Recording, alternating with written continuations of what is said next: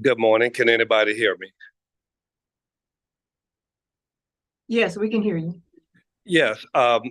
Who am I speaking with? Is this the clerk's office or the judge's assistant? No, I'm the court reporter.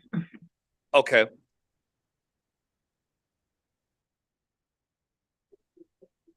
Yes, Mr. Patterson, this is Miss Champion.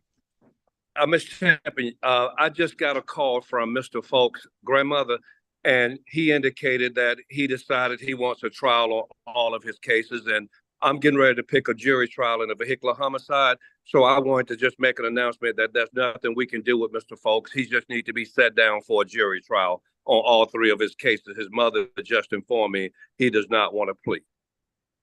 Okay, the judge hasn't signed on yet, but I Okay. will let her know. And I'm picking a jury trial with Judge Richardson in about 5 minutes. But Mr. Folks, all three of his cases should be set down for a jury trial. Okay, Thank you so much. okay. Bye bye.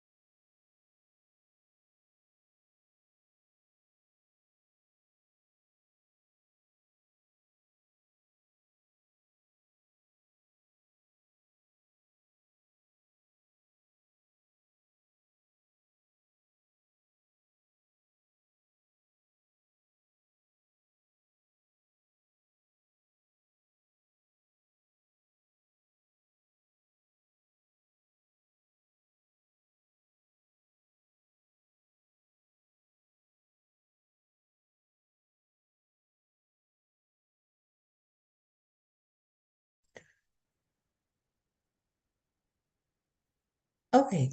Good morning, ladies and gentlemen. My name is Judge Long, and let us begin with our calendar.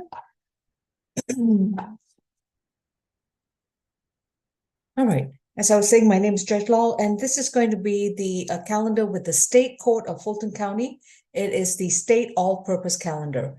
If any of the individuals are appearing via Zoom, please make sure that you are supposed to be dressed and behave as if you're in an actual courtroom. So if you are driving, we are going to remove you from the Zoom proceeding. I noticed there's an iPhone 13 Pro Max who is driving.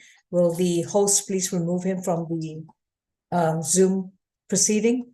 If, as I was saying, this is a, who's the host, Mr. Jordan? Miss Grace, Judge. Ms. Grace, yeah, please remove iPhone 13 Pro Max from the Zoom. Yes, I'm doing it now. Thank you. All right. This is a list of misdemeanor cases in which individuals have already been charged and accused of misdemeanor offenses. The defendant has already had an initial appearance, bonds have been set, and today the cases have been reset to this calendar in order to get a status of how the defendants would like to proceed. In certain cases, we will be possibly taking a plea hearing in which the defendant will be entering a plea of guilty or no contest in exchange for a recommended offer from the prosecution. In other matters, the defendant has a right to enter a plea of not guilty, and the case will be arraigned and further notice for trial. In either event, I would like the defendants to remember that you have a right to remain silent. Anything you choose to say during the course of these virtual proceedings, which is not only being recorded but live streamed, that your statements can and will be used against you. So I highly recommend that you let your attorney speak on your behalf. You have a right to an attorney. If you cannot afford one, one will be appointed to represent you. All right. Let me see now. I have both a status calendar as well as a probation revocation calendar, as well as a bench warrant calendar and a competency calendar. The last two calendars will be addressed at 11 o'clock. Hopefully we'll reach them on time. So Ms. Falk, which one would you like to begin with? I have South Annex and Courtroom 2. I do have an announcement to make, which will kind of help move things along a bit. Yes, ma'am. In speaking with Jackie Patterson, he reached out to me this morning and indicated that his client, Nigel Folks, which is going to be positions 14, 15, and 16. His client is requesting a trial on all of those cases, so it's a reset jail jury. Mr. Patterson has a vehicular homicide case. It's about to start in about 20 minutes, so he excused himself. Okay.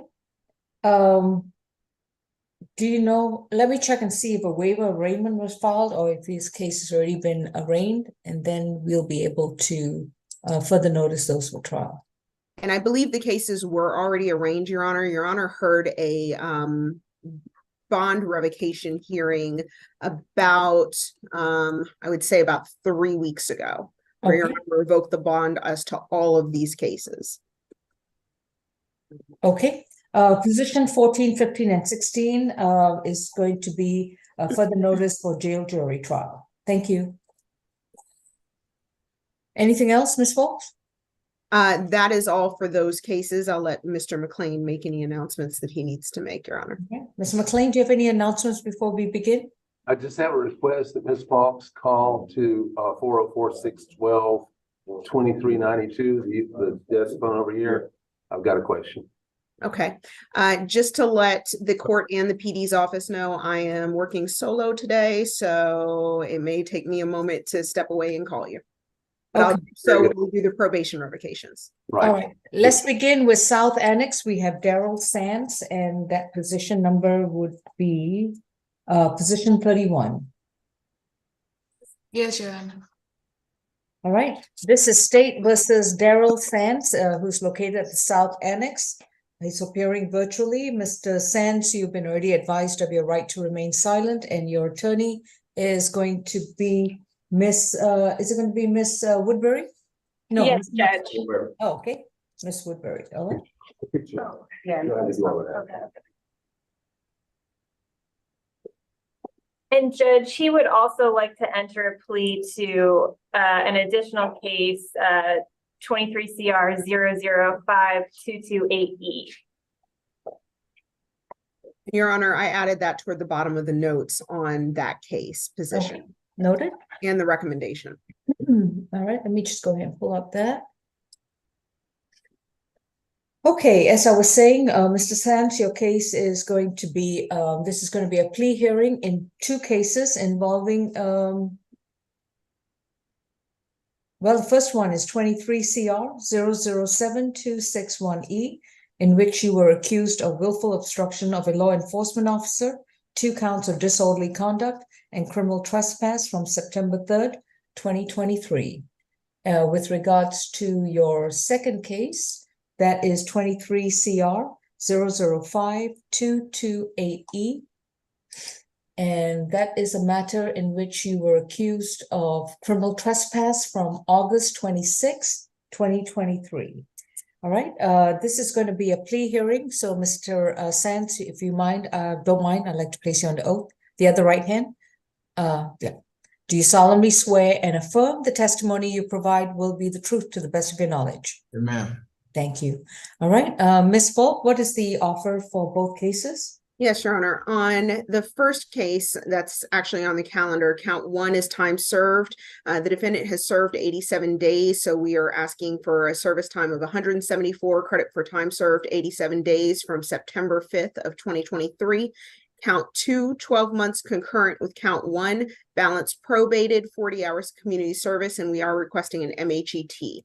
Count 3 is going to be 12 months concurrent to count 1, balance probated, no further contact with Mashir Rashada.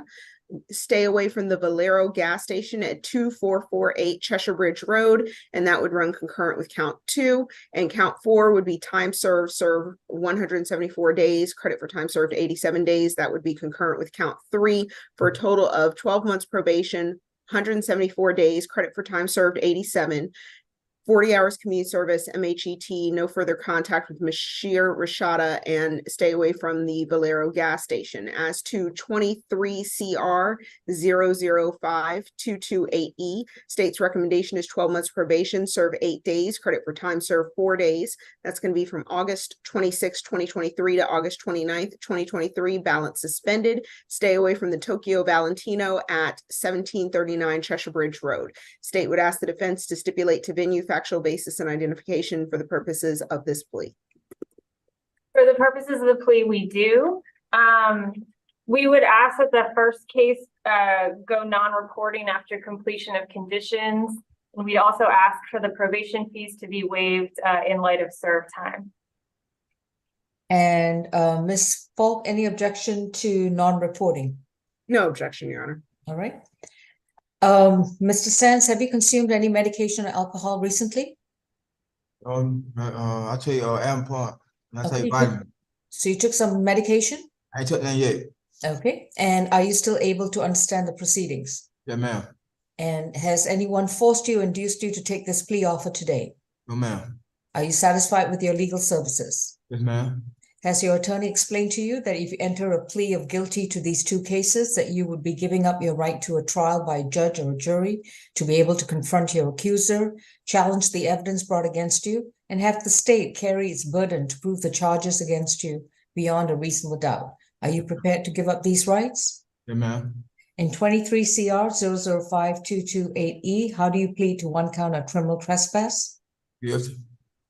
Your sentence for that is 12 months probation to serve 8 days, credit for time served 4 days, balance suspended, and to stay away from the Tokyo Valentino and Cheshire Bridge Road. All right. It's a club, man. There's a club. Well, It's a nightclub. well, you can't go Crab there. is You cannot go there. Hey, I'll put a message to my conduct. You cannot go there. Do you understand? Okay. Yes, All sir. right. With regards to your second case, 23 CR 007261E, How do you plead to willful obstruction of an officer, 2 counts of disorderly conduct, and 1 count of criminal trespass at the Valero gas station? I'm pleading not. Guilty. I'm sorry, what were you going to plead? Guilty. Are you saying that because you believe you're guilty or because someone's telling you to do so? I'm trying to go home, man. I mean, That's not what I asked you. I asked you whether someone is telling you to plead guilty or because you believe you are guilty. guilty. Mr. Sands, I'm going to ask you for the last time, otherwise I'm going to reset the case. I'm guilty. Are you saying it on you freely, willingly, I'm voluntarily? Yes, ma'am. All right. In that case, I will accept your guilty plea to the willful obstruction, 2 counts of disorderly conduct, and trespass at the Valero gas station. Your sentence for the willful obstruction is to serve 12 months, to serve 174 days, credit for time served 87 days. I believe that was balance suspended, right, Ms. Falk? No, it's balance probated and it will Oh, balance be on probated. reporting once he's completed the MHET in the community service. Okay, that's balance probated. That means you'll have to be on probation. Amen. And you'll have to complete certain conditions before it goes non-reporting. With regards to the counts of disorderly conduct, it's 12 months to serve 174 days, credit for time served 87 days, a balance probated to do 40 hours of community service and a MHET, a mental health evaluation, and any treatment that's required. And you'll have to continue reporting to probation as long as those conditions are not completed. If you complete those conditions, then your probation will be non-reporting. You have to stay away from the Valero gas station and have no contact with, I think it was Mashar Rashada. Is that correct, Ms. Falk? Ma'am. Yes. All right, I hear Can you you. just pull up the name again, if I may? I'm so sorry. I was trying to write as fast as I could, so I don't want Not to. not a Yes? problem at all. Let me just pull up the name very quickly. It is, the spelling of his name is Musher, Musheer, Musher Rashada, Rashada. All right. I believe it's the same sentence for the second count of disorderly conduct is concurrent to count 2. And for the criminal trespass, it's 12 months to serve 174 days, credit for time served 87 days, balance probated, concurrent to staying away from the Valero gas station and no contact with Ms. Rashada. Yes, ma'am. All right, if you have no other holds at the jail, you will report to probation next week at 132. Yeah. I got address. You will get the address. You'll report to 132 Mitchell Street, and you must do so next Thursday before 3 p.m. Amen. Appreciate it, on. Thank you. Welcome. Thank you, Judge. Position 34, Wilkins. I have, okay. That's the, actually, that's the case I would like for a phone call on because I'm going to ask about a possibility. All right, we'll hold on Wilkins. Francois, do you have somebody else? Otherwise, I'll go to the jail court iPhone. Position 30, Prescott. Okay, 30, Prescott. That's the point.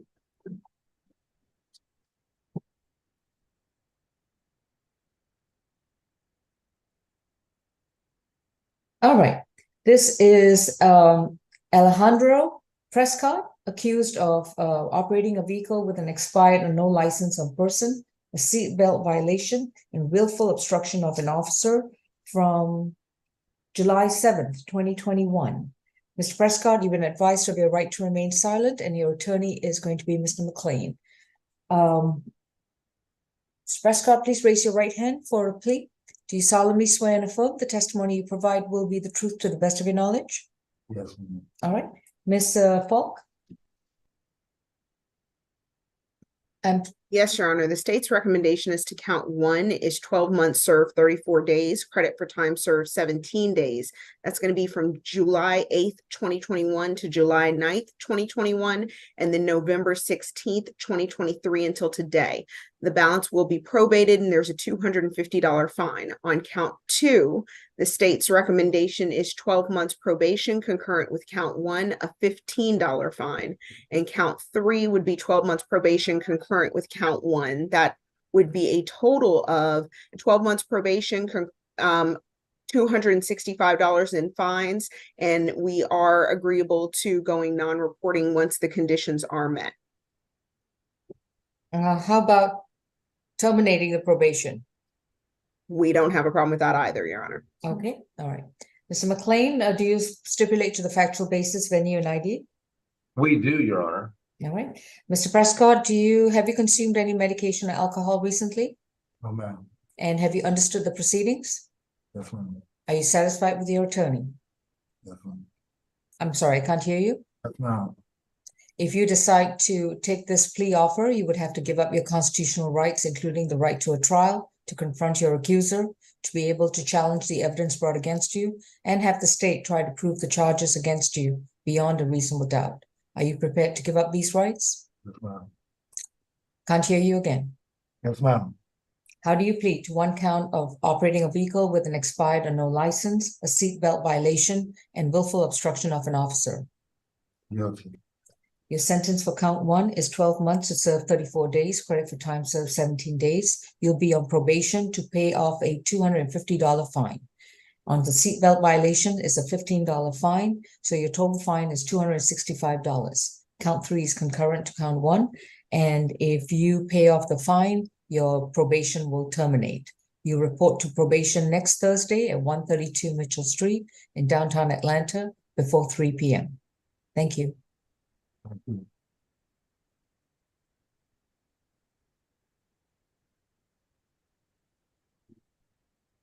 Jail open? Yes, who do you have? Next we have position number 29. 29, okay. And that would, Ms. Falk, do you have an announcement for Matthew Petty's charged with theft by receiving stolen property? I do not, Your Honor. I was not aware that there was a hired attorney on this until this morning. No, And what my comment was saying was this. This is being sought by the state to be transferred to D's office because they believe it's part of an existing felony. That attorney, he tells me, I've called the person's office, I've not received a call back yet, Mr. Hines. But the family when I called the home and the defendant when I visited him, both said that Matthew Hines was the attorney on the felony case to which they seek to have this folded in, as it were, as if it were, you know, like, Is the PD's office representing him in this misdemeanor matter?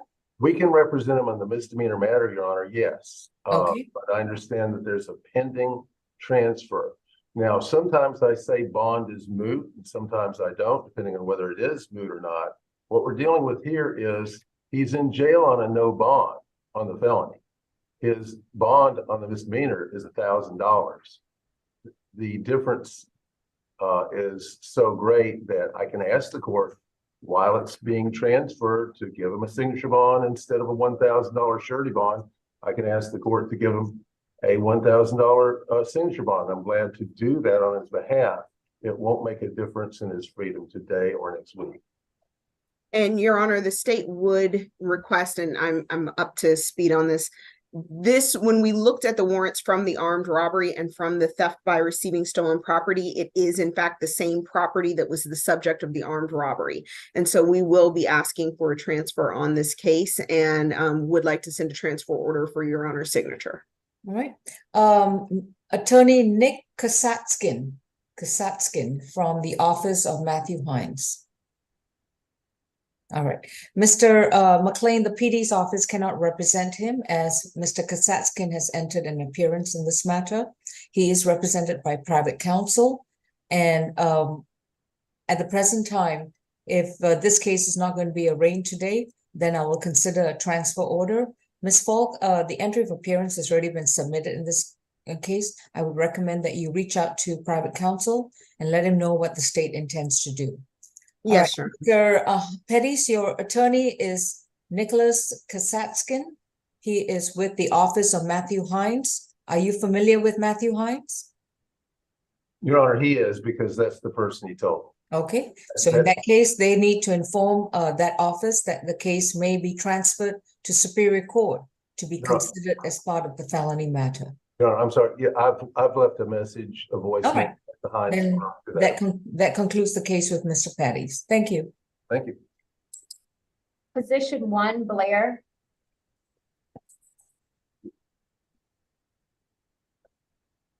This is Joseph Ivan Blair at the courtroom 2, charged with reckless conduct, giving false information, and 2 counts of reckless conduct and giving false information to an officer, 23 CR 7259Y, from January 4th, 2023.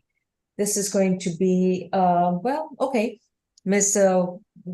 to be represented by Miss Woodbury. He's been advised of his right to remain silent. Do we still need to confer, Miss Woodbury?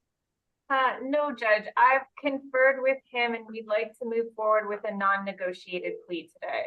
All right.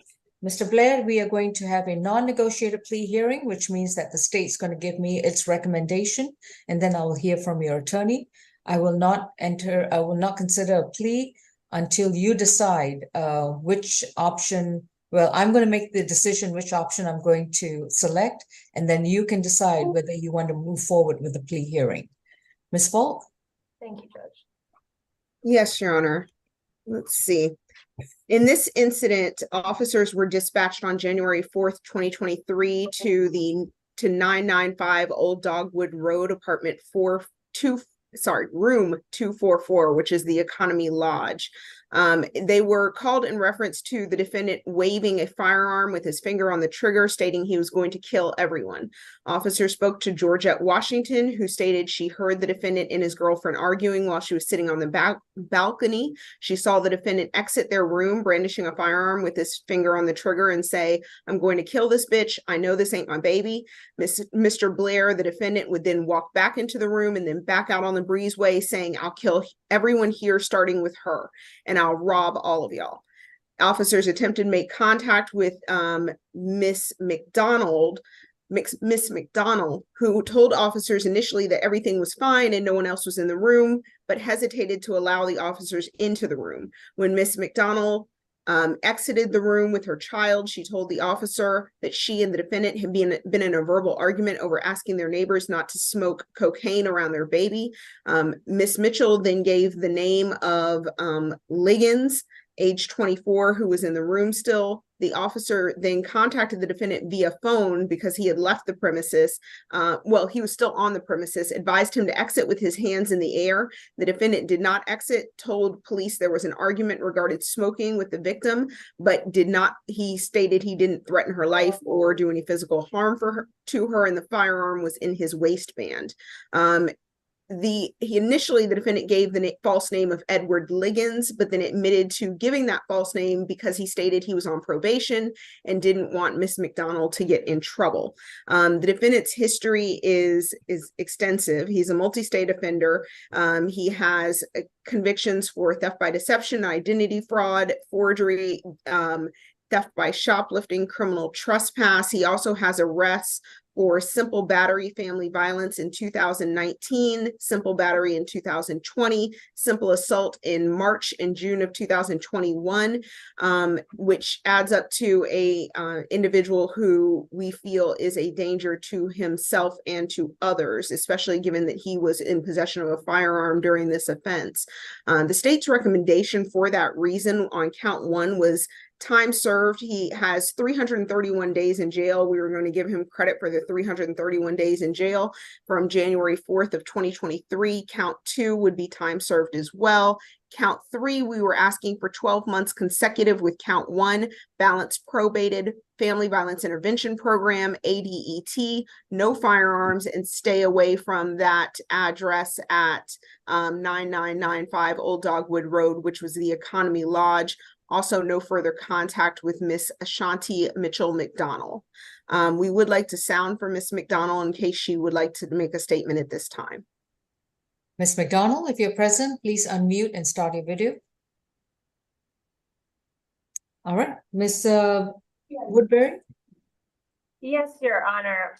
We are asking the court to consider a time served sentence today, given that he served 331 days on this case.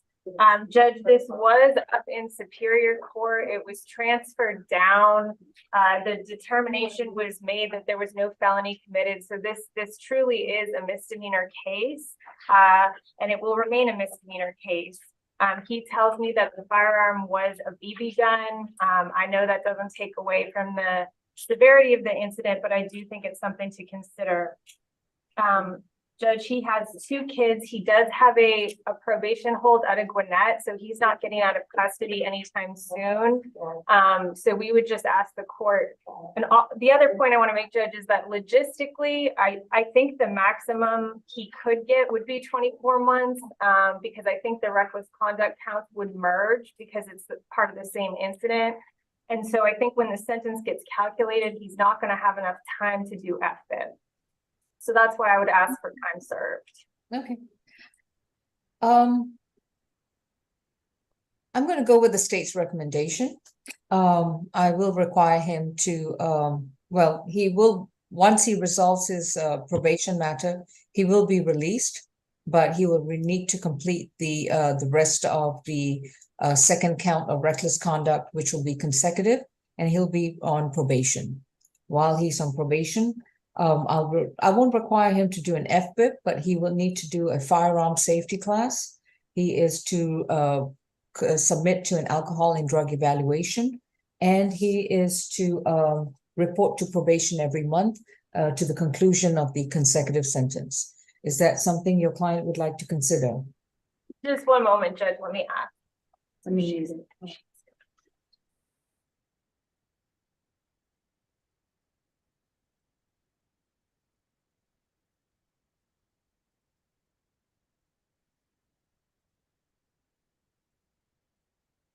And Your Honor, while they're doing that, I just want to put on the record that we disagree that the disorderly conduct, the reckless conduct counts would merge, being they were involved 2 different individuals and statements made to 2 different individuals. We would also like to put on the record that we did have an opportunity to speak with Miss Georgette Washington, who is one of the victims, where we are asking for a stay away from her as well. And she did agree with the plea offer. Okay. Miss Woodbury, oh, she's still talking. We're ready, Judge. He would like to accept that resolution. All right. In that case, Mr. Blair, please raise your right hand. Do you solemnly swear and affirm the testimony you provide will be the truth to the best of your knowledge? Yes, ma'am. All right. And Miss Woodbury, do you stipulate to the factual basis, venue, and ID for the 2 counts of reckless conduct and 1 count of giving false information to an officer? Yes, for purposes of the plea. All right. Mr. Blair, have you consumed any medication or alcohol? You can put your hand down. I'm sorry, repeat your response. No, Have you, are you satisfied with your legal services? I am. And is anybody forcing you, inducing you to take this plea offer today? No, ma'am. Has it been explained to you that if you decide to plead guilty to these charges, that you would have to give up your constitutional right to a trial in front of a judge or a jury to be able to confront your accuser, challenge the evidence brought against you, and have the state try to prove the charges against you beyond a reasonable doubt? Are you prepared to give up these rights? Yes, ma'am. And you understand that once you're resolved with your probation matter, that you would have to report to the probation hold matter, then you will have to report to probation to begin probation in this case. Yes, ma'am. All right. How do you plead to 2 counts of reckless conduct and 1 count of giving false information to an officer from a January 4th, 2023 incident? Guilty. On the first count of reckless conduct, that would be time served. The second count, giving false information to a law enforcement officer, is time served, which is 331 days. On the third count 3, or the additional count of reckless conduct, that would be 12 months, and that would be consecutive to count 1 and count 2. And that would be, you'll be on probation to complete a firearm safety class, to submit to an alcohol and drug evaluation and submit yourself to any treatment that's required at your expense. While you are on active probation, you are not to possess any weapons or any firearms and not consume any illegal drugs. You will report to probation every month for the conclusion of the consecutive sentence. Thank you. Thank you, Judge. Oh, and one more thing, I'm so sorry. You are to have no further contact with Georgia Washington. You have to stay 200 yards away from her and not communicate with her in any way, form, or manner. And you are to stay away from the, the Economy Lodge at Old Dogwood Road in Roswell, Georgia. Thank you. Yes, that is correct. Your Honor, we were also asking for a no further contact with Ashanti Mitchell McDonald as well. All right. And that will be the second person for the reckless conduct? Yes. Okay. All right, those include no contact with Ms. McDonald as well. Thank you. Next we have on the probation calendar, number 5 and 6. No, that's one. Probation Officer Allison? Yes, I'm here. All right, Officer Allison, I'm sorry, your video is not on? All right, thank you. This is De Jorge Napoleon Edmond Jr. He's got a probation revocation matter, 23 CR 5220H. And with regards to position 6, it is that is the probation revocation case, which is 23 PV 1603. Mr. Edmond, you have a right to remain silent. Anything you say in open court, your statements can and will be used against you. You have a right to an attorney, and representing you is going to be Mr. McLean. Would that be correct? Okay. That's correct. Right. And Officer Allison, for purposes of our probation revocation calendar, may I place you under oath? Do you solemnly swear and affirm the testimony you provide will be the truth to the best of your knowledge? Yes. Thank you. All right. What is the issue with why is the state seeking a revocation, and what's the recommendation, Officer Ellison?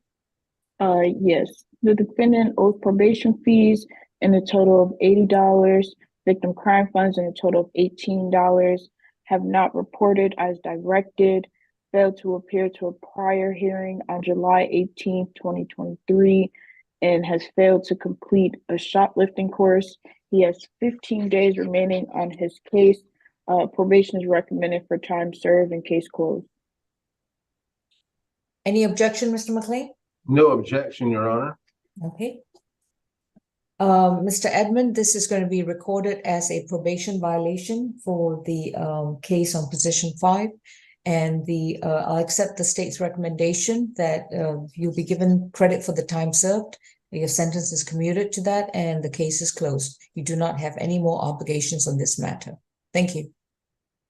Thank you, Your Honor. Probation number 11, Byron Norris.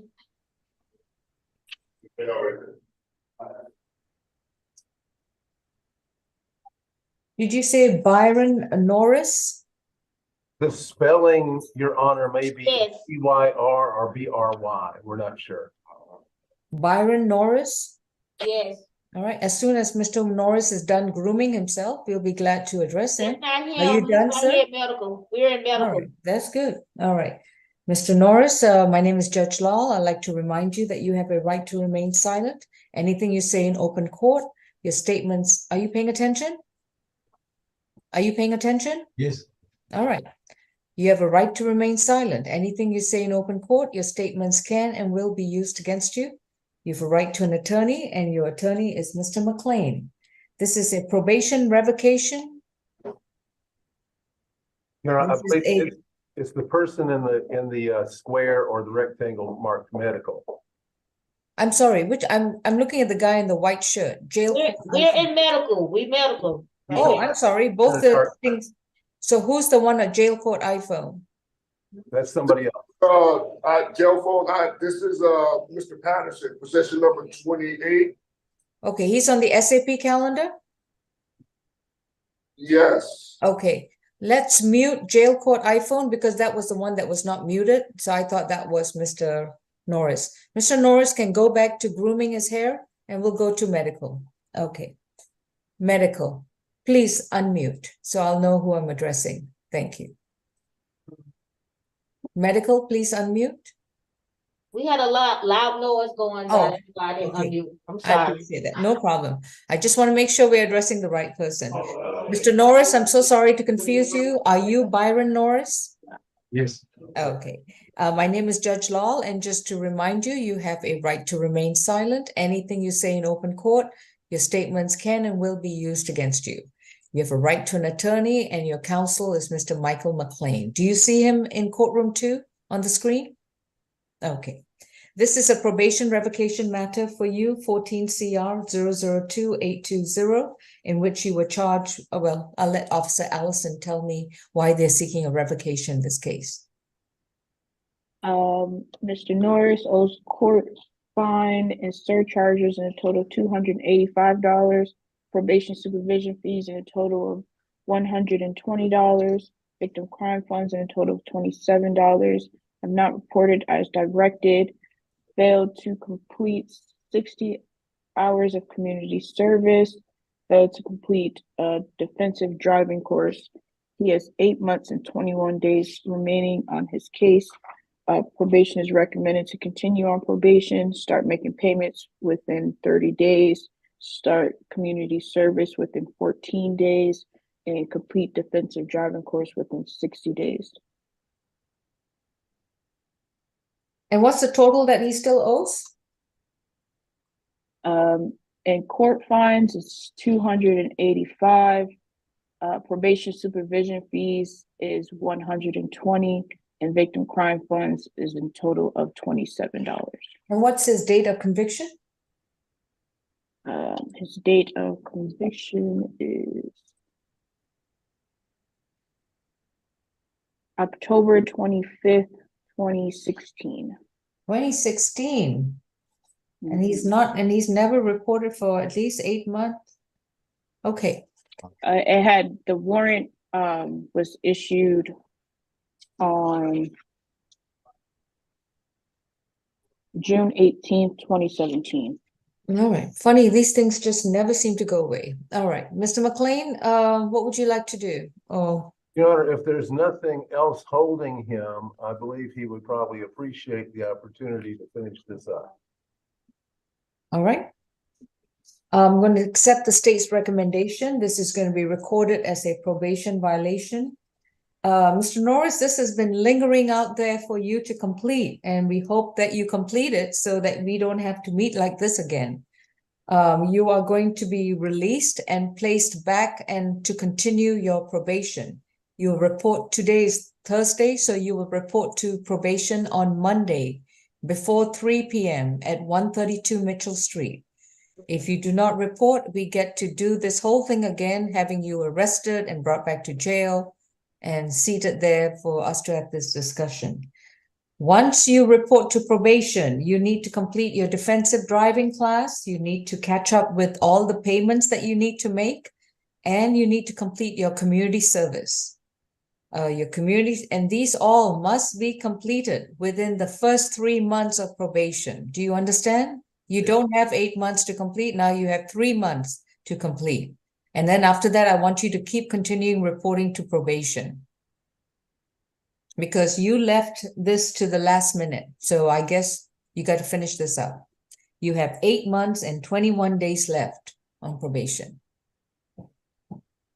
Officer Allen, he has 90 days to complete community service, to catch up with his payments, and to complete the defensive driving. Thank you. All right, thank you. Positions 25 to 27, Langford. All right, Langford's in courtroom 2, right? Yes, Judge. And that's on the SAP calendar? Yes. Okay. 24 and 25.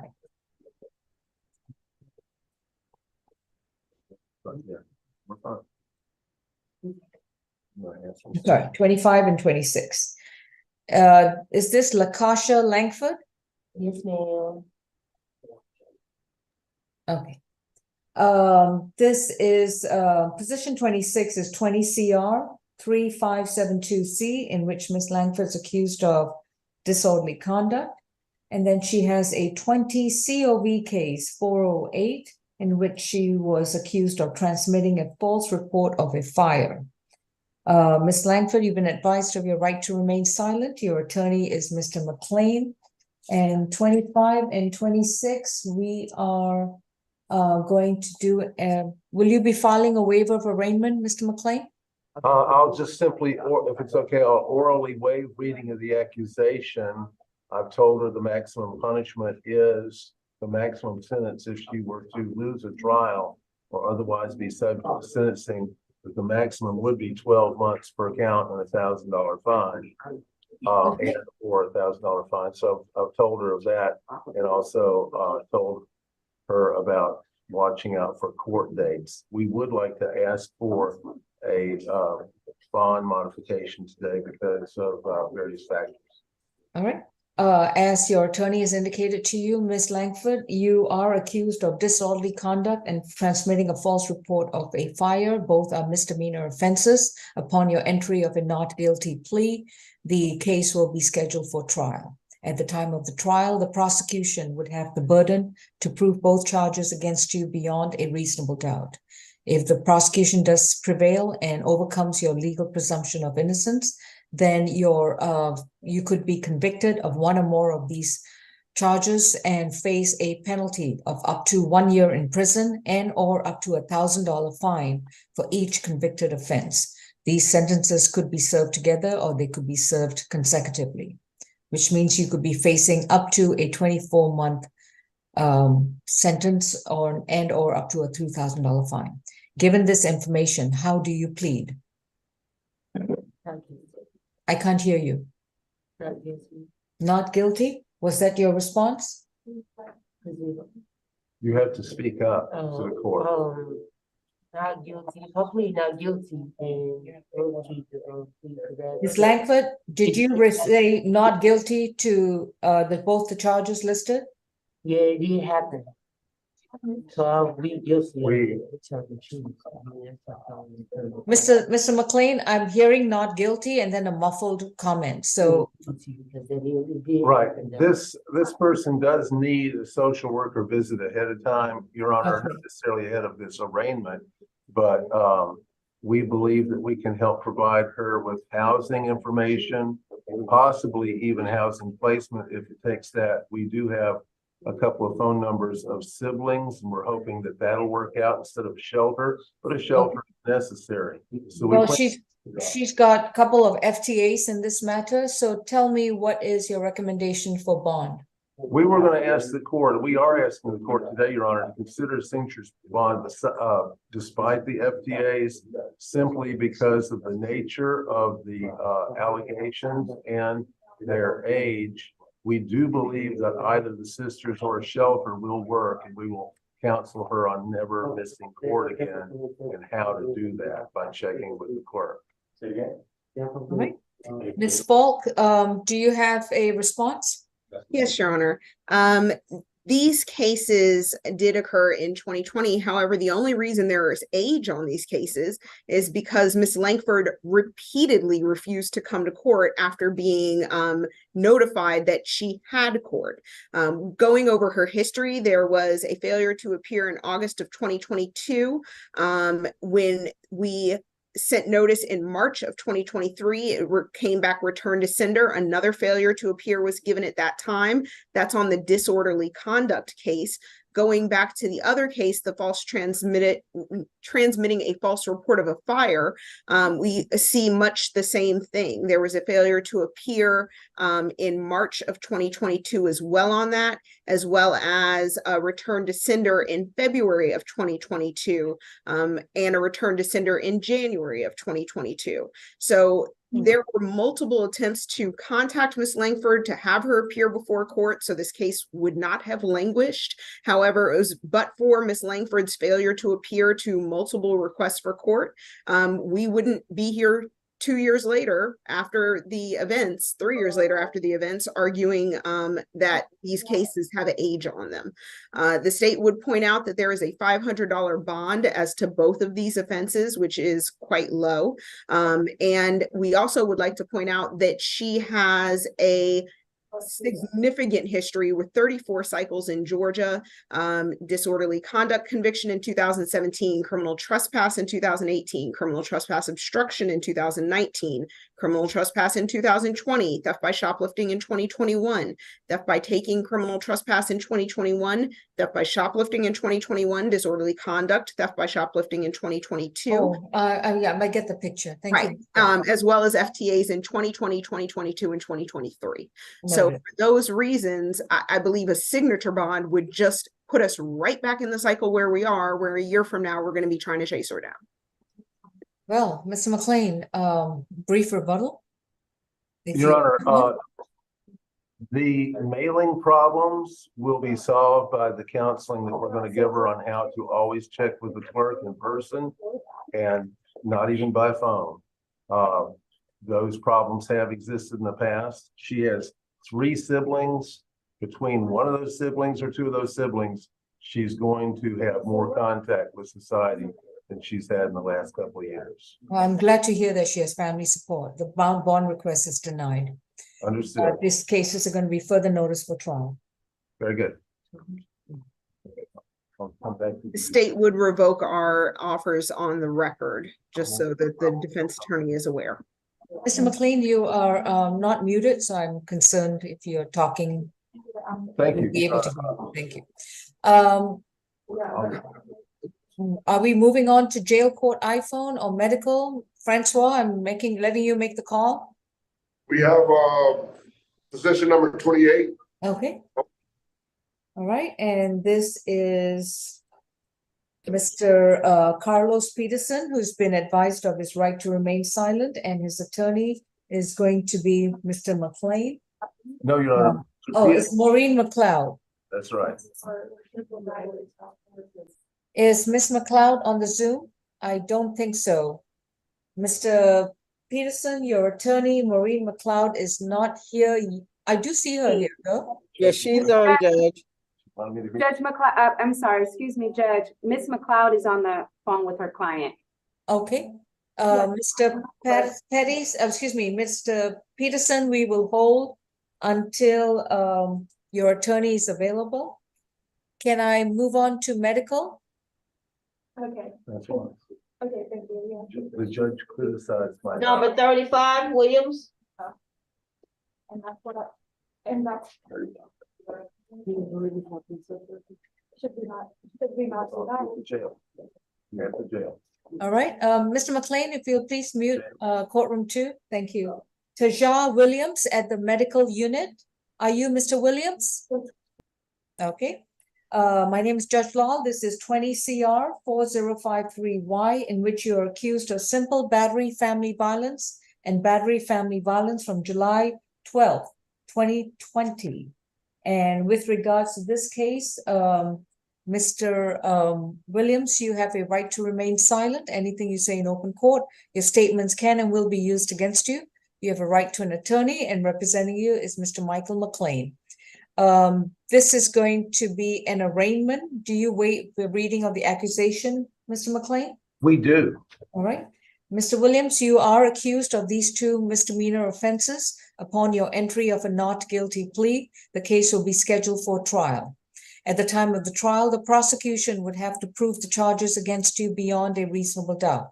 If the prosecution prevails, you could be convicted and face a penalty of up to a year in prison and or up to $1,000 fine for each convicted offense. Given this information, how do you plead? Guilty. Repeat. Guilty. I'm gonna take the plea. All right, Mr. McLean, he's entering a plea of guilty. Right, Your Honor, I've spoken with his family and I've spoken with him, and I had predicted that this was about a 50-50 chance of whether he would stick with what his final decision was last night. We are prepared to go forward with a guilty plea if he'd like to do that. Ms. Falk, what is the plea offer? Your Honor, the plea offers count 1 would merge with count 2. Count 2 is 12 months probation, 32 days, credit for time served 16 days. That's going to be from July 12th of 2020 to July 16th of 2020, and then November 20th, 2023 to today. Balance probated, family violence intervention program, no further contact with Jeremiah Forrester. Stay away from 820 West Marietta Street and 40 hours of community service. We did have an opportunity to speak with Mr. Forrester, and he does agree with this plea. We would like to sound for him just in case he is here, although he did say he would not be appearing on Zoom today. Mr. Jeremiah Forrester. Okay. Your Honor, as part of this plea, I would remind Mr. Williams that we had quite a discussion about whether first offender was wise to ask for in a misdemeanor case. He has a leaning on that issue, and I believe he's going to ask the court to treat this under the First Offender Act, even though that will make it unavailable in the future to him. All right. Ms. Folk, any comment about him being qualified for under the First Offender Act? Your Honor, just let me check briefly. I think he is eligible. I just want to dot my I's and cross my T's on this one. Let's see. He is eligible for first offender. The state will make no comment as to the wisdom of using first offender on a misdemeanor, but he is eligible. I will make no further comment on the record myself as to the wisdom of it. I've already given him my opinion. And Mr. McLean, do you stipulate to the factual basis, venue, and ID for the 1 count of battery family violence? We do. Right. Mr. Williams, we need to unmute medical. Please raise your right hand for purposes of the plea. Do you solemnly swear and affirm the testimony you provide will be the truth to the best of your knowledge? Yes. All right, you'll need to speak up, all right? Yes.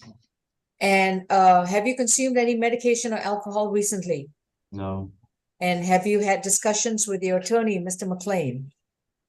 Yes. Has he gone over the options available to you? Yes. And has he explained to you the recommendation or the non-recommendation of pleading guilty under the First Offender Act? Yes. You want to plead guilty, Mr. Williams, so I need to understand whether you have discussed this matter with your attorney. Yes, yes, ma'am. And that you understand what are the consequences of pleading guilty under the First Offender Act? Yes, ma'am. And that this may, and if you decide to enter a guilty plea under the First Offender Act, that you will not have the availability of the first offender protection if you have any other open cases? Yes. Are you still willing to move forward with a guilty plea under the First Offender Act? Yes. And you understand that this is against your attorney's recommendation? Yes. All right. Is anyone forcing you or inducing you to take a guilty plea under the First Offender Act? No. Are you doing so freely, willingly, and knowingly? Yes, ma'am. And have you understood all your discussions with your attorney? Yes, ma'am. And has it been explained to you that if you decide to plead guilty, that you'll be giving up your right to a trial in front of a judge or a jury, to be able to go back to court, to confront your accuser, challenge the evidence brought against you, present any defenses if you choose to do so, and have the state try to prove the charges against you beyond a reasonable doubt? Are you prepared to give up all these rights? Yes, ma'am. Yes, ma'am. All right. If I accept your guilty plea under the First Offender Act, you please understand that you will not be able to avail yourself of this protection for any other open cases you may have. Are you still willing to move forward? Yes. And do you understand that if you violate any of the conditions of your probation and that you are in fact found in violation of your probation, that would terminate any protection under the First Offender Act? Yes. So Yes. you understand that you would have to comply with all conditions of probation in order to get the full benefit under the First Offender Act. Do you understand that? Yes. All right. How do you plead to one count of battery, family violence? Guilty. I accept you're guilty under the provisions of the First Offender Act. Your sentence is going to be 12 months to serve 32 days, credit for time served 16 days. The remainder of the time you'll be on probation. That means you'll be on probation for 11 months. While you're on probation, you will complete a domestic violence intervention program at your expense, and you must begin that program within 30 days of starting probation. You must also complete 40 hours of voluntary community service at any nonprofit agency, which is not a church and not a school. While you're on active probation, you're to have no contact with Jeremiah Forrester and to stay away from 820 West Marietta Street in Atlanta, Georgia. Your probation will begin as soon as you are released from any other holds, and you will have to report to probation on the first available Monday, Tuesday, or Thursday before 3 p.m. upon your release from any other holds. Mr. McLean, you will submit the prepared plea paperwork? Yes, Your Honor, we will. All right, and this will be a guilty plea under the First Offender Act. Thank you. Yes. Oh, dear. All right, I've just been informed that our court reporter would need to leave at 10:30 a.m. So let's see if we can get as many pleas in as possible. Next case. Position 19, Hambrick. Okay. And by the way, Miss Grace, would we be able to get a replacement court reporter? I can check on that for you, Judge. I'm not sure. Thank you. Judge, no, ma'am. She's gonna return shortly after she takes that plea with Judge Dixon. She's gonna return back to our court. I see. Okay, so it's just gonna be a temporary. Okay, thank you. Yes, ma'am. Okay. We have position 19, Tamikia Hambrick, 17 CR 3142E. Ms. Hambrick was accused of DUI, driving under the influence of alcohol per se, DUI, driving under the influence of alcohol less safe, and driving while license suspended or revoked from August 21st, 2016. And this is going to be a negotiated plea. Ms. Hambrick has been advised of her right to remain silent. Her attorney is Ms. Woodbury. And Ms. Hambrick, please raise your right hand. Do you solemnly swear and affirm the testimony you provide will be the truth to the best of your knowledge? Yes. All right, you'll need to speak up, okay? Yes. Thank you. Ms. Falk, what is the recommendation for Ms. Hambrick? Yes, Your Honor, the count 1 is 12 months served, 22 days, credit for time served 11 days from November 20th of 2023, balance probated, $600 fine, 40 hours of community service, ADET, DUI risk reduction, and a victim impact panel. Count 2 would merge with count 1. Count 3 is 12 months concurrent with count 1, $500 fine for a total of 12 months served, 22 days, credit for time served 11 days from November 20th of 2023, balance probated, $1,100 in fines, 40 hours community service, ADET, DUI risk reduction, and victim impact panel. All right, and Ms. Hambrick, Ms. Woodbury, do you stipulate to the factual basis, venue, and ID? For purposes of the plea, we do. All right. Ms. Hambrick, have you consumed any medication or alcohol recently? No, ma'am. And have you understood the proceedings? Yes. Is anyone forcing you to take this plea offer today? No. And are you satisfied with your attorney services? Yes. Has it been explained to you that if you decide to plead guilty to DUI per se and the driving while license suspended or revoked, that this will trigger a license suspension? Yes. And you understand that you will not be able to operate a vehicle for the next 12 months and or until your license is reinstated? Yes.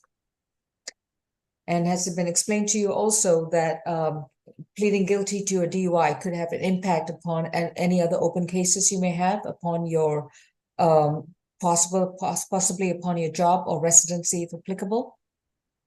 Yes. And are you still willing to move forward freely, willingly, and voluntarily with regards to this plea? Yes. You will also not get a chance to have a trial before a judge or a jury. You will not be able to confront your accuser, challenge the evidence brought against you, and have the state try to prove the charges against you beyond a reasonable doubt. Are you prepared to give up these rights? Yes. How do you plead to 1 count of DUI per se and 1 count of driving while license suspended or revoked? Guilty. Your sentence is going to be 12 months on the, DUI less safe, that's going to merge. So on the per se DUI charge, it's 12 months to serve 22 days, credit for time served, 11 days.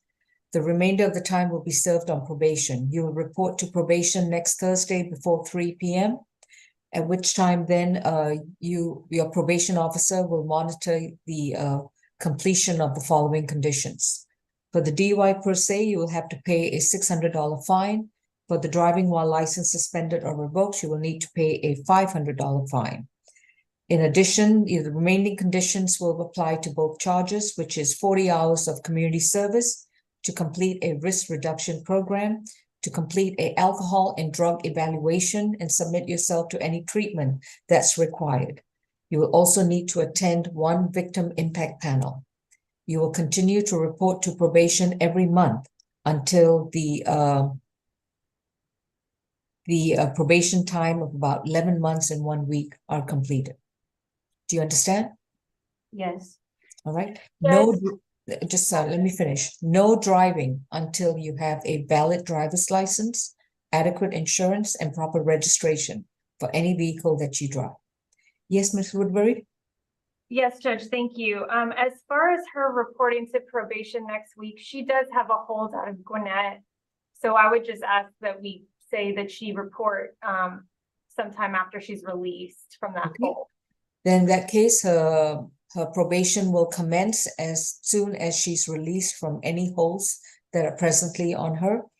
And so she will have to report to Fulton County Probation and the first available Monday, Tuesday, or Thursday before 3 p.m. upon being released from any hold. And that would be at 132 Mitchell Street in downtown Atlanta. Thank you, Judge. Additionally, just 2 more quick things.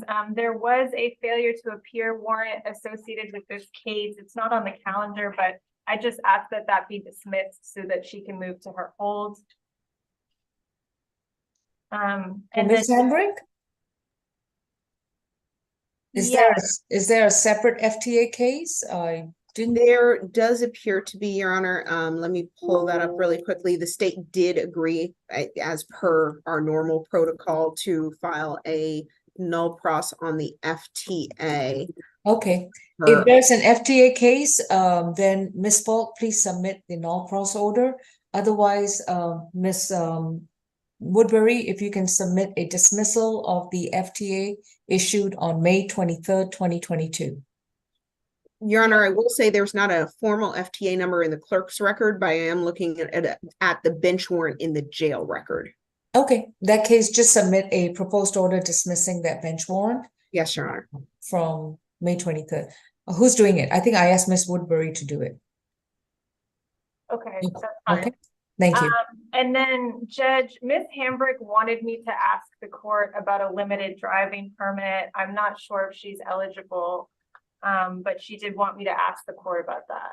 I'm going to deny it. Yes, ma'am. Thank you. Thank you.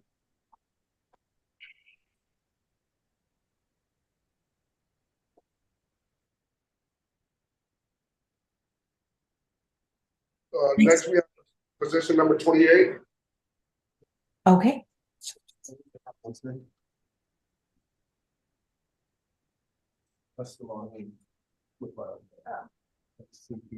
This is Carlos Peterson, accused of theft by taking from September 16, 2023. Ms. McLeod, oh, she's here. Thank you. All right, Ms. McLeod, your client has already been advised of his rights. How would we like to proceed with Mr. Peterson? Good morning, Your Honor. Mr. Peterson is not going to accept the state's offer for a plea, so he needs to, I believe he actually was arraigned already. We need a trial date on that on Okay. this case. Mr. Peterson, looks like he already had a jury trial date in the past. Yes, Your Honor. I don't see an entry of an arraignment or a waiver of arraignment. Do you want to submit a waiver of arraignment just to keep the record clean? Yes, Your Honor, I can do that. Okay. And his case is going to be further notice for trial. Anything else? And nothing further, Your Honor. All right. Your Honor, and just from the state's position, we are going to revoke our offer of 12 months served 22 days, which would have just been time served, and release balance probated anti-theft course and stay away from Daddy D's. What's your name? Cunningham. Ms. McLeod, is that the offer that was transmitted to your client? It was the offer, Your Honor. All right, so he is turning down an offer to serve 22 days to be, That is correct, Your Honor. to be released within 24 hours and to be on probation and stay away. Was it Your Honor. balance suspended? It was balance probated per an Balance anti-theft court, an anti-theft course, and we would have agreed to terminate after he completed the course. Oh, Your Honor, he has another matter that is pending. and, okay. You know, and this does not make sense for him to accept the state's plea offer. I understand the logic then. Thank you. All right, Mr. Peterson, we will see you at trial. Thank you. All right, Ms. McLeod, go ahead and submit the waiver of arraignment. Do you have another case with us? I do, Your Honor. Judge, positions Ms. 5 Cunningham. and 6, Cunningham. All right.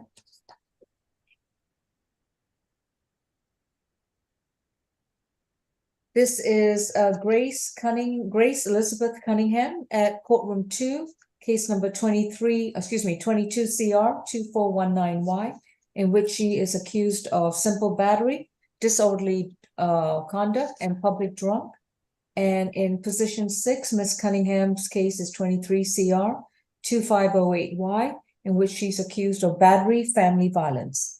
The battery charge is from April 22nd, 2023. The former case is from April 17th, 2022. Ms. Cunningham, you've been advised of your right to remain silent. Your attorney is Ms. Maureen McLeod. And Ms. McLeod, what is the announcement for both cases? Your Honor, she is not going to be accepting the state's plea offer at this time, Your Honor. Apparently, she has a hold.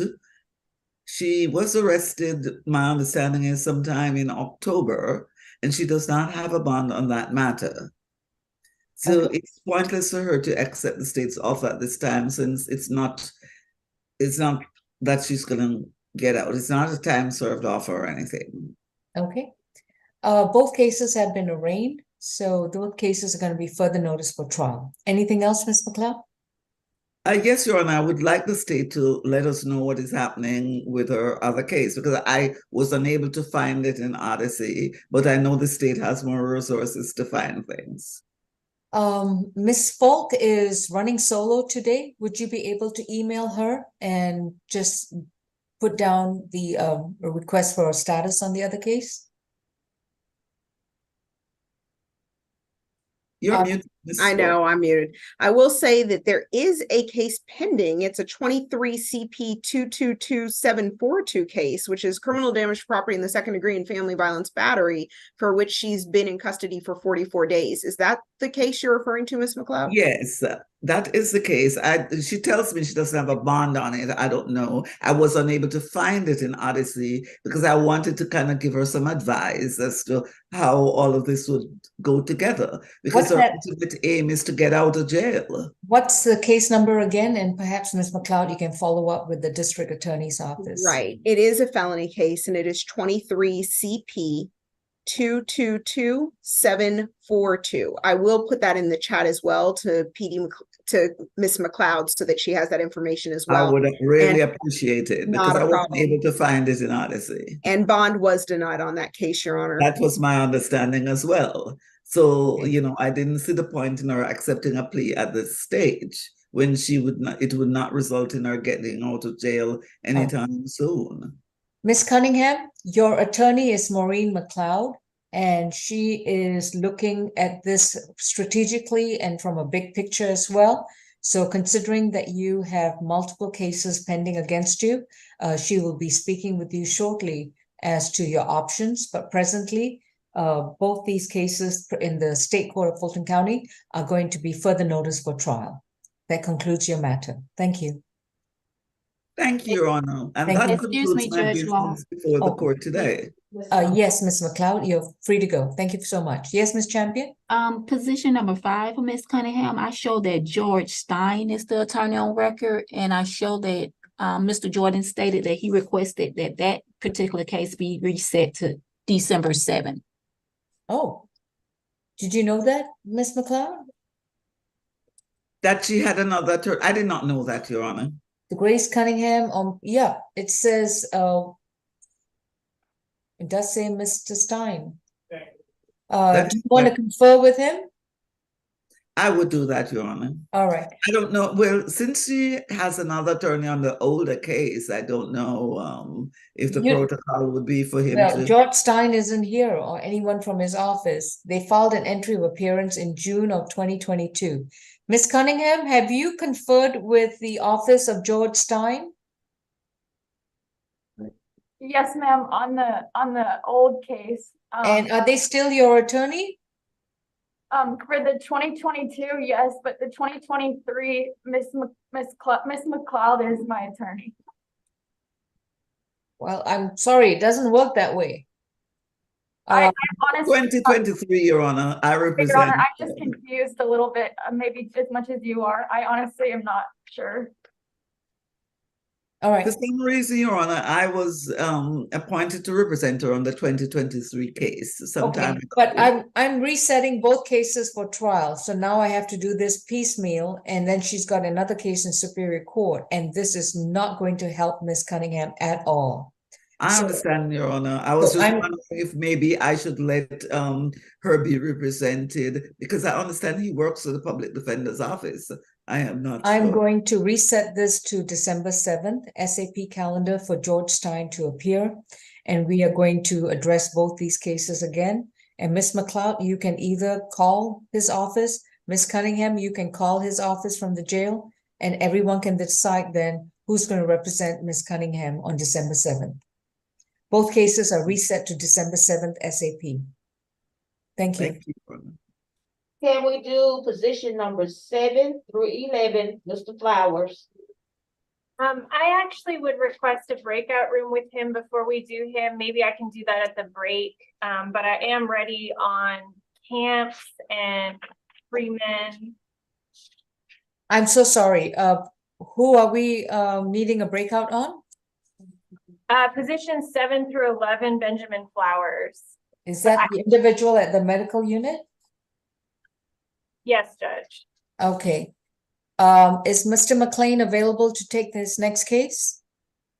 I only have Kevin. Oh, all right. Ms. Woodbury, if you'd like to use your laptop, I do see your laptop on the Zoom, and you and medical can be in a breakout. Okay. Mr. McLean, your next case? Your Honor, I only have on the. Judge, we're going by the officers. We're gonna do jail court's iPhone. And is that Mr. McLean's client? Gothi, who do you have? This is on the probation calendar. This is positions 12 and 13. Darius Woods, probably. All right, Ms. Woodbury, come back for this case, and then you can go into your breakout. I believe this is this on probation? Is that Mr. Darius Woods?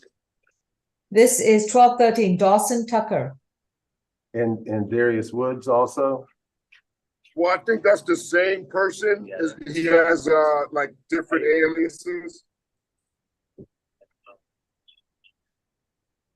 All right, jail court iPhone. What's the name of the individual seated next to you? Correct. Well, Correct it's name. Darius Woods Tucker. He has like different AKAs. It's all the same person. Darius Tucker. Yeah, I've got, position 12 and 13. Mr. McLean, is that your client? Yes, it is, Your Honor. Okay, Yes, perfect. Thank you. So excuse me, Judge, can I go ahead and place Ms. Woodbury and medical in the breakout? Yes, please. Yes, Thank please. Rose Woodbury and medical, please. Thank you. All right, this is position 12 and 13 on our probation revocation calendar. This gentleman seated at the Zoom panel, jail court's iPhone, is identified as Dewan Tucker and also identified as Darius Woods. In case 23 PV 001605, that is the probation violation matter. And the underlying case is 22 CR 8204Y. And in which Mr. Woods, also known as Dewan Tucker, was convicted of terroristic threats and acts. Officer Allison, you've already been sworn. Mr. Tucker or Mr. Woods, you have a right to remain silent. Anything you say about the facts of the case, your statements can and will be used against you. You have a right to an attorney, and your counsel is Mr. McLean. Yes, Officer Allison? Yes, Mr. Woods owed probation fees in a total of $257, victim crime funds in a total of $63, failed to report as directed on August 17, 2023, August 24th, 2023, and September 15th, 2023, did not complete anger management course, and failed to submit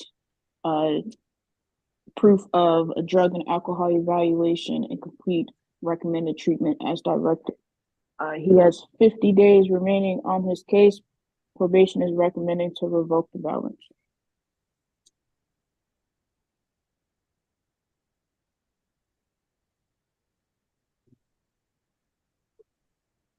To revoke the balance and let him serve the rest of the 50 days? Yes. Okay. Mr. McLean?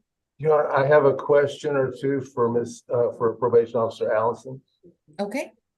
Officer Allison, did he call the probation office from the hospital after a car wreck? We don't have any record of that one on his file, I can tell you that.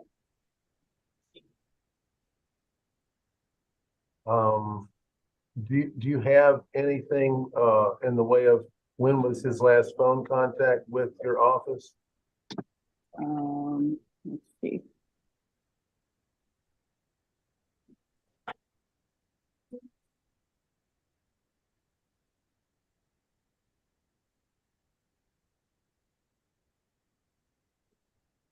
I'm sorry. I'm going to take a 10-second break, just 10 seconds. Mm-hmm.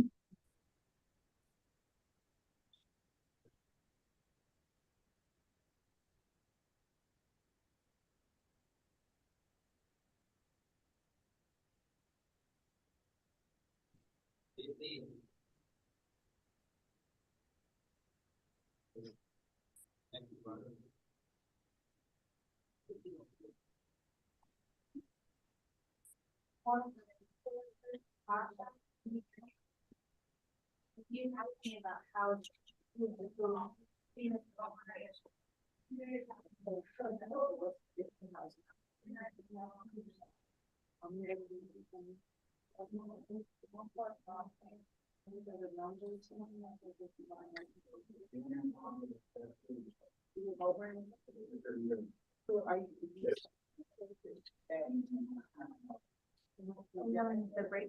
Well, 10-second break, she said.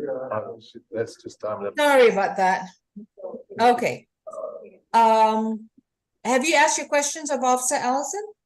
Yes, so to answer his question, the last contact we had was on July 31st. He reported he was in a bad accident, and we asked for proof of when he was in, of his, basically his it says doctor's reports. So I'm gonna guess the reports that was when he was in the hospital, and I have not received anything. Your Honor, since they have not received any documentation, I would like to continue the case and ask one of our investigators to see if we can get, well, we can't get whole medical records in a short period of time. I think maybe we can get a one-pager for a diagnosis or a prognosis. That's frequently doable. I can't promise it, but I think it would be best for him to be able to prove that he was in a hospital and how bad the wreck was and that sort of thing. I don't have any objection to resetting it for 1 week to next Thursday so that we can, if you want to submit more documents to Officer Allison, to reconsider the recommendation? That would be most appropriate. Thank you, Your Honor. All right. Position 12 and 13 is reset to the probation revocation calendar next Thursday, and that's going to be December 7th.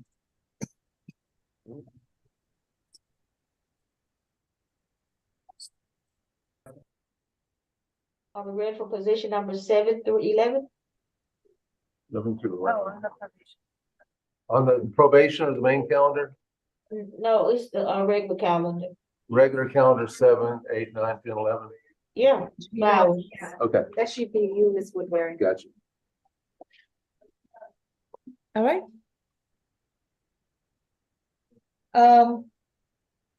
Position 7 through 11. Ms. Woodbury, you're done with your breakout? I am, Your Honor, and this is going to be a negotiated plea as to all 3 cases. Ms. Folk sent me an updated offer on position 8 this morning that he is going to accept. All right, so that would be for position 7, 23 CR 2592D, 23 CR 2593D, and 23 CR 6989D. And I'm assuming the state's going to null pros the FTA matter 23 FTA 985. Is that correct? That is correct, Your Honor. All right. So Mr. Flowers has got these 3 4 open cases against him. Mr. Flowers, you have a right to remain silent. Anything you say in open court, your statements can and will be used against you. You have a right to an attorney, and representing you is Ms. Woodbury. As I was saying, on position 7, you're accused of loitering or prowling and willful obstruction of an officer. Position 8, you're accused of simple assault, family violence. And position 9, you're accused of willful obstruction of a law enforcement officer. The first 2 cases were from 2022. The third case is from October 30th, 2023. If we are entering into having a negotiated plea hearing, may I place you under oath? Yes, ma'am. Do you solemnly swear and affirm the testimony you provide will be the truth to the best of your knowledge? Ma'am, yes, ma'am. Thank you.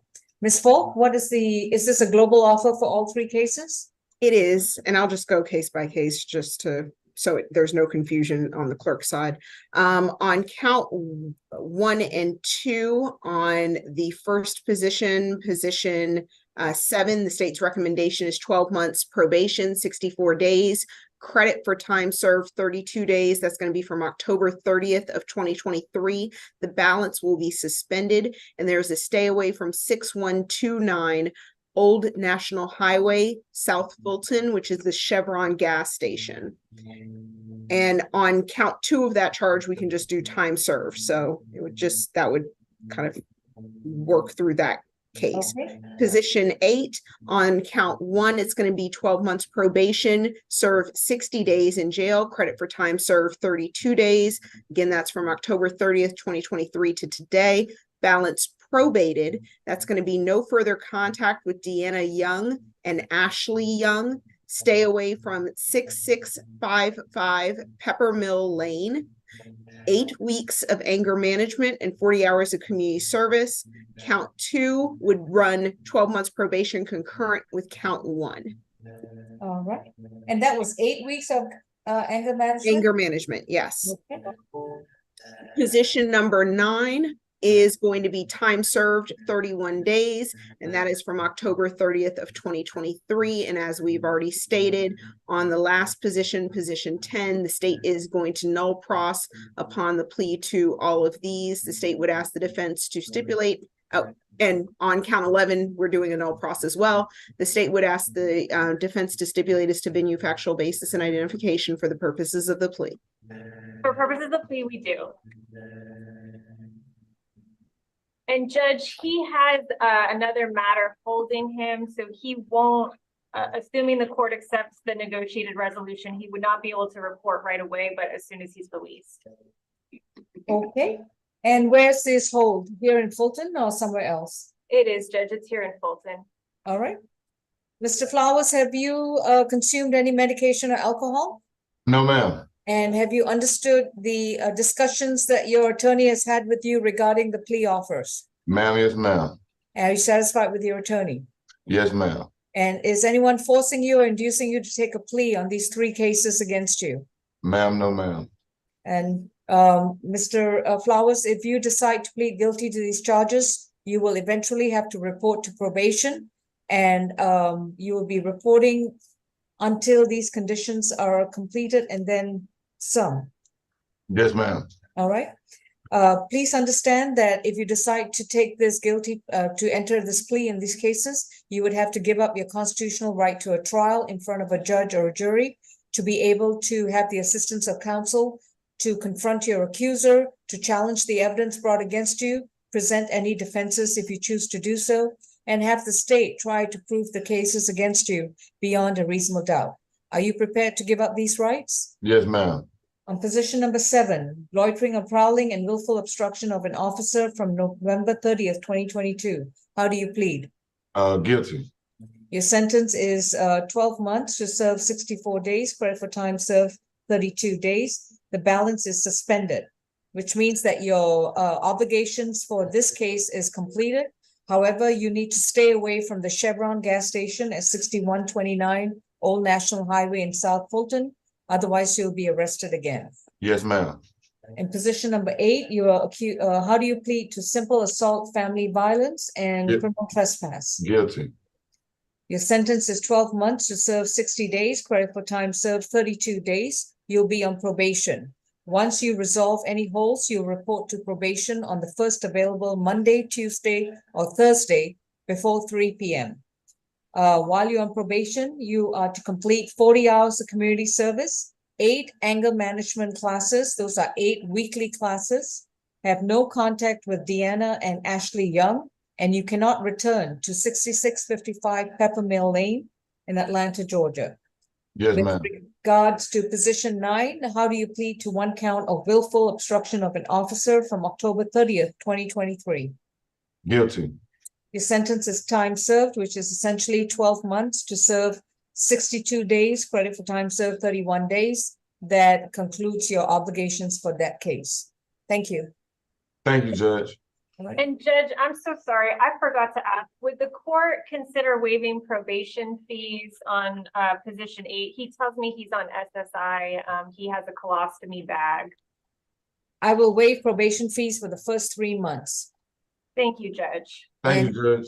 If he completes the community service and the anger management classes, then his probation will be non-reporting. Thank you so much, Your Honor. All right. Positions 10 and 11 are null crossed. Thank you. Position 22, Hightower.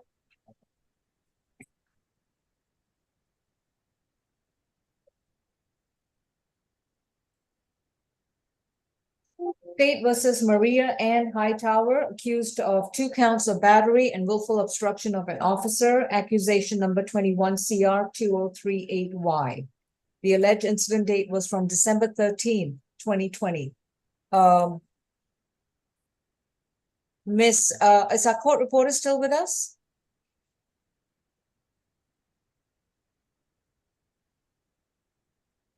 Is our court reporter still with us, or did she step away to address Judge Dixon's case? You stepped away, Judge. All right. Miss Highbury, Woodbury, this is going to be a plea. It is, Your Honor. It's going to be a negotiated plea. All right. We'll have to pause until the court reporter returns. In the meanwhile, we have Mr. Nick Kasatskin, who's appeared. Mr. Kasatskin, good morning. Good morning, Your Honor. I'm sorry I was late. I went to Judge Wesley Taylor's courtroom, sat through that calendar, then went to G33, sat through that calendar, and now I'm here.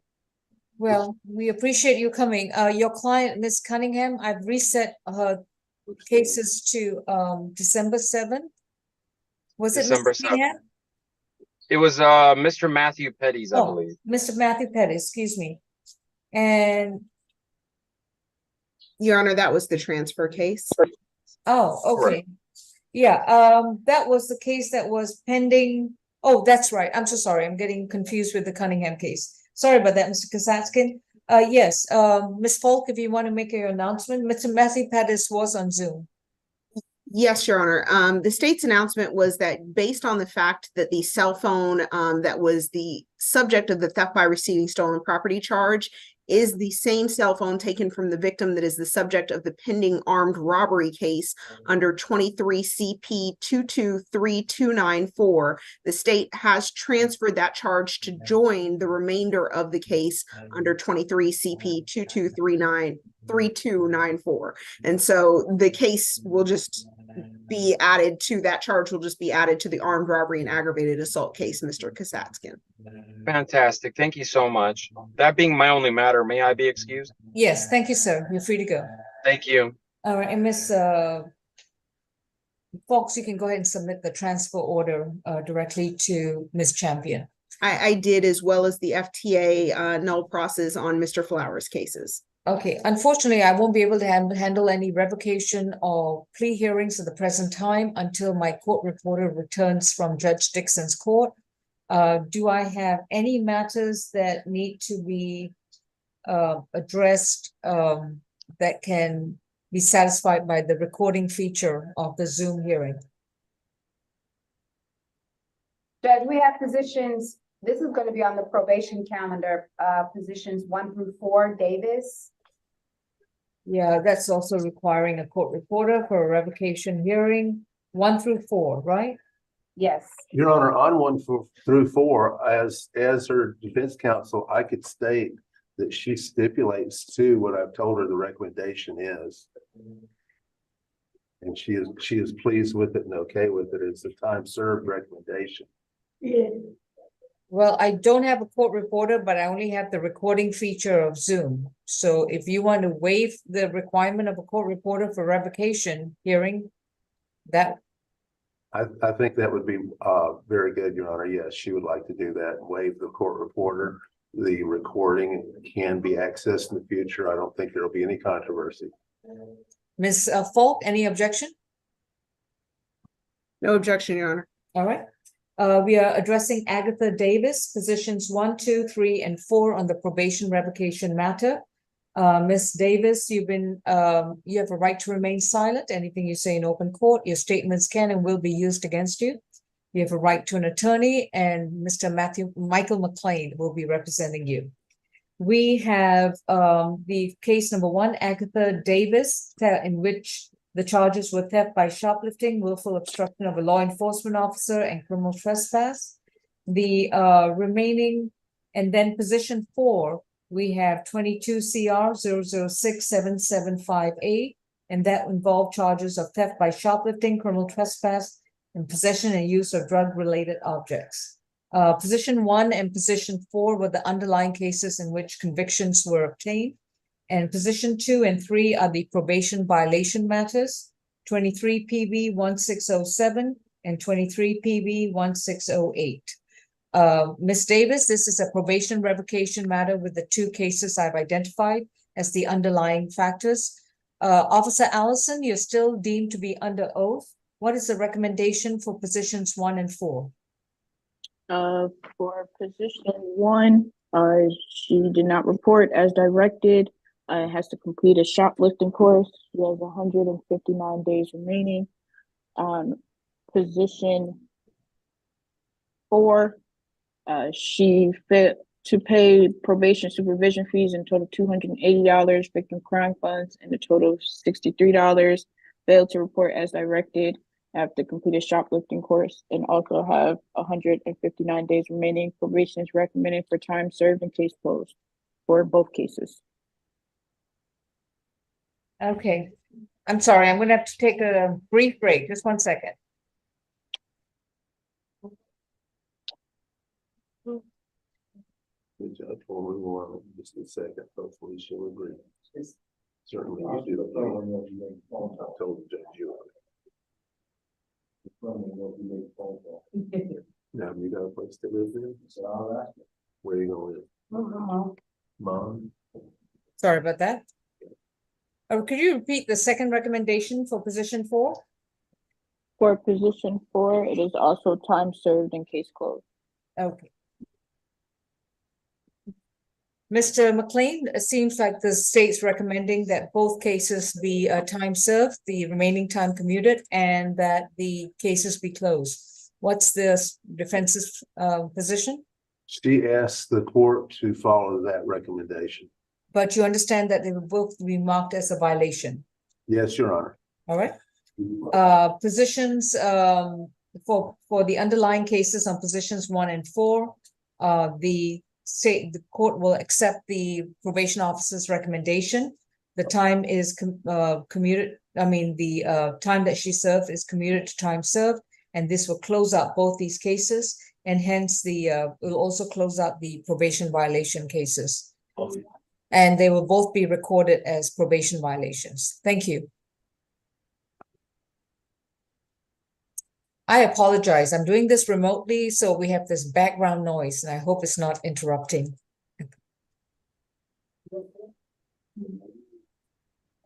Ms. Champion, any luck with our court reporter returning? She has not returned yet. Okay, just let us know when she's returned, please. Thank Okay. you. Okay, any other matters that I can address that don't involve a plea? We can do that. We still need the court reporter. Ms. Woodbury, do you have any matters that you just need to make an announcement? Yes, actually, I do. Give me 1 second, Judge. So even if they're not taking a plea, if they don't take a plea, they still need a court reporter? Because I have all these facts here. Position number 4, Jerica Combs. Is that going to be a reset? Yes, Your Honor, that is a reset for a social worker visit. Okay. Um, What about position 8? Oh, that was a plea already. Okay. Position, I can make an announcement on position 17 and 18, Mr. Gomez. He's here. Gomez? Your Honor, we have a court reporter present. Okay. What's the announcement on Mr. Gomez? Yeah. This is Mr. Gomez, 17 and 18. Okay. Judge, the state made an updated offer this morning, and he would like to consider that offer. He has other matters holding him in the Fulton County Jail. So I would ask for a 1-week reset, and I'd ask Ms. Folk to leave the offer open so that he can take some time to consider it. Any objection, Ms. Falk? No objection to leaving it open for 1 week. All right. Position 17 and 18 are reset to December 7th at 9 a.m. Mr. Gomez, we will see you next week. Thank you, sir. Thank you. I tell you, you come back. Any other announcements, Ms. Woodbury?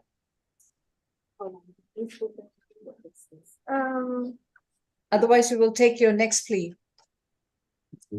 Yes, Judge.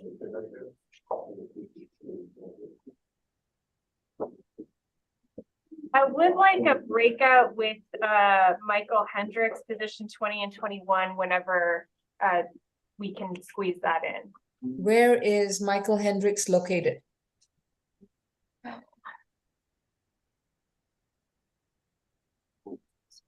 Do we know? All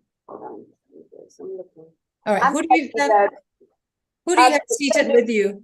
This is gonna be position 22, Ms. Hightower, coming back to her. Okay.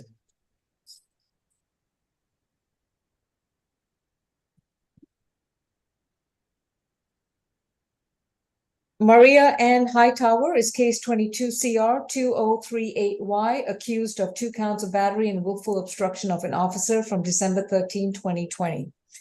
Ms. Hightower, you've been advised of your right to remain silent. Your attorney is Ms. Woodbury. How are we proceeding, Ms. Woodbury? This is going to be a negotiated plea this morning. All right. Ms. Hightower, please raise your right hand. Do you solemnly swear and affirm the testimony you provide will be the truth to the best of your knowledge? Yes, ma'am. Thank you. Ms. Falk? Yes, Your Honor. This state's recommendation is to count 1 as 12 months probation, concurrent with count 2. Count 2, 12 months probation, no further contact with Gwendolyn Massenberg, 8 weeks anger management, ADET, 40 hours of community service, and stay away from 2909 Campbellton Road. Count 3 is going to be 12 months probation concurrent with count 1. The state would ask the defense to stipulate as to venue, factual basis, and identification for the purposes of the plea. And Your Honor, the state has not been sounding for any victims, because when we checked the Zoom link, it only appears that court personnel are on the Zoom currently, unless I'm wrong. I honestly wouldn't be able to tell you. I'm not sure who distributes the links to the victims. I'm assuming it was going to be the Solicitor's Victim Advocate Division. It is, and as I stated, we have checked the Zoom currently, and we did send out the links to any victims who would like to participate, and I am checked the Zoom, and so has the victim advocate, and currently there are no victims on the line. Do you want to sound out for? Sure, we'd like to sound for Gwendolyn Massenberg. All right, she's not present. Okay, Miss Woodbury, does your client stipulate to the factual basis, venue, and ID? She does. All right. And Judge, we would like the court to consider waiving probation fees in this case. She does tell me she is on SSI and is blind in one eye. We'd also ask the court to consider early termination once conditions are complete. This is an older case, Your Honor. Additionally, Judge, this is another one of those cases where there appears to be a bench warrant for a failure to appear. There doesn't appear to be a separate case number associated with it. I am fine to prepare an order following court if Ms. Folk is on board with that, to lift that bench warrant. All right.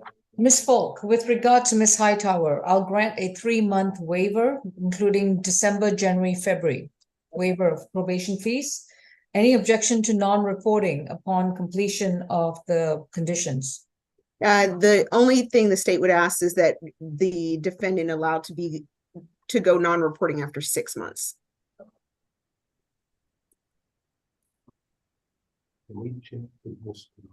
It is an 8-week anger management, 40 hours community service. She's got, and this was credit for how many days? Your Honor, it would be credit for. Actually, the state did not include credit for time served, so that was my error. It would be credit for 11 days in jail. She was arrested on November 20th. Excuse me, it would be 12 days. She was arrested November 19th of 2023. And let me just check to see if there were any, if she served any time prior to that on the original booking.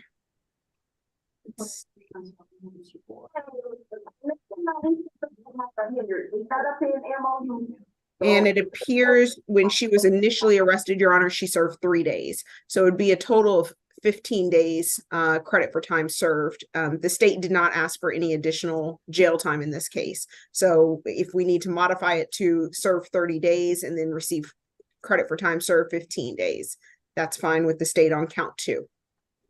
All right. Thank you.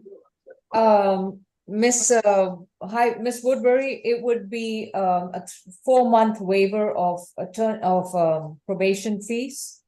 Thank you, Judge. And probation will go non-reporting after reporting to probation at least the first will be 5 times. Okay, thank you, Judge. And Your Honor, just to put on the record, that's going to be from the credit for time served for the clerk is January 26, 2020 to January 28, 2020, and then November 19th, 2023 to today.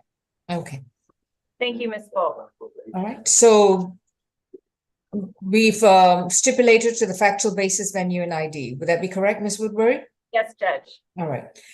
Ms. Hightower, have you consumed any medication or alcohol? No, ma'am. And have you understood what's been going on so far? Yes, ma'am. All right. And are you satisfied with your attorney? Yes, ma'am. Okay. I know there was some discussion about your probation and time, and I'll try to clear that up eventually. I just need you to understand that is anyone forcing you to take this plea offer today? No, ma'am. And you understand that if you decide to plead guilty to 2 counts of battery and 1 count of willful obstruction of an officer, that you would have to give up your constitutional right to a trial in the future. There will be no opportunity to go back to court and confront your accuser, challenge the evidence brought against you, and have the state try to prove the charges against you beyond a reasonable doubt. Are you prepared to give up these rights? Yes, ma'am. How do you plead to willful obstruction of an officer and 2 counts of battery? Guilty. Your sentence on the willful obstruction is going to be 12 months to serve 30 days, credit for time served 15 days. On the first count of battery, that will be concurrent to count 1, and that's going to be 12 months probation to serve 30 days, credit for time served 15 days. No further contact with Gwendolyn Massenberg, to report to probation next week before on Thursday before 3 p.m. and which time you will be on probation to complete 8 weeks of anger management classes, 40 hours of community service, and was there an alcohol and drug evaluation as well? I'm sorry, Ms. Falk. That pesky mute button.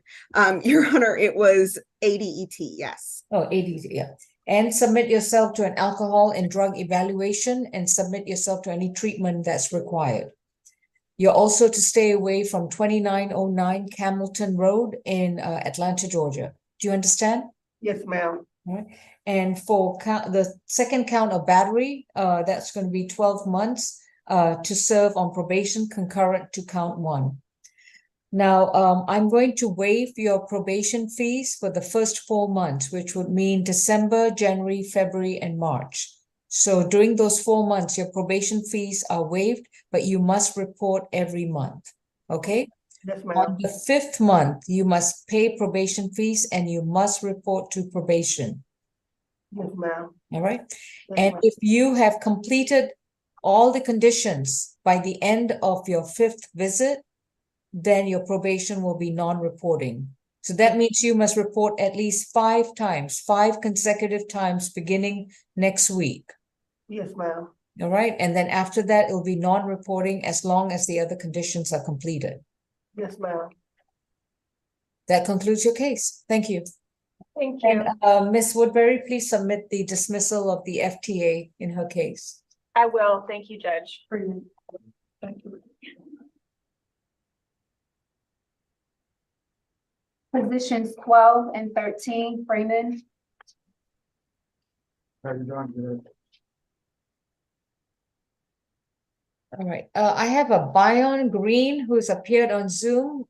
BBBW. Ms. Falk, is that one of your? BBBW.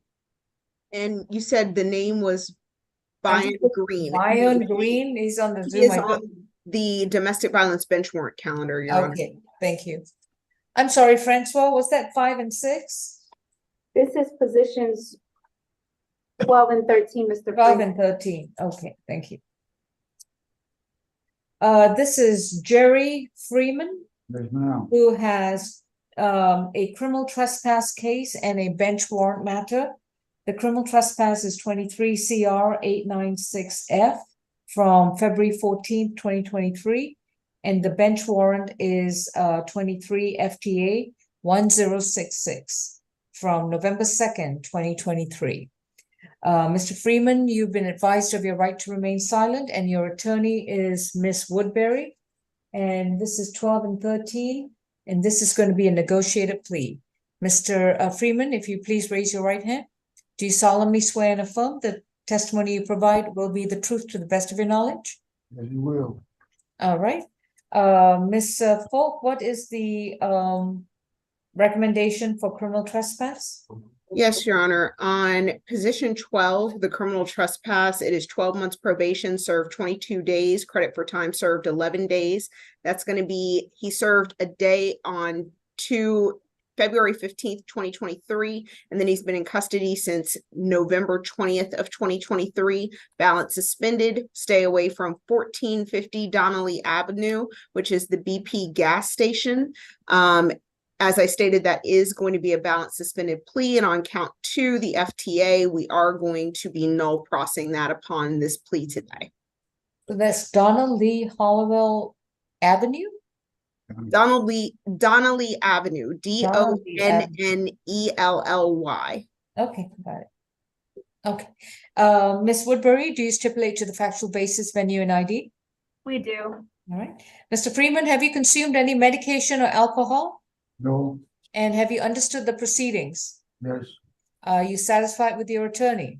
Yes, I am. Thank you. And has it been explained to you that if you plead guilty to the criminal trespass, not only do you have to stay away from the BP gas station, but you also have to give up your constitutional right to a trial to be able to challenge your challenge the evidence and confront your accuser as well as any other witnesses that may be brought before you, and Yes. have the state try to prove the charge against you beyond a reasonable doubt.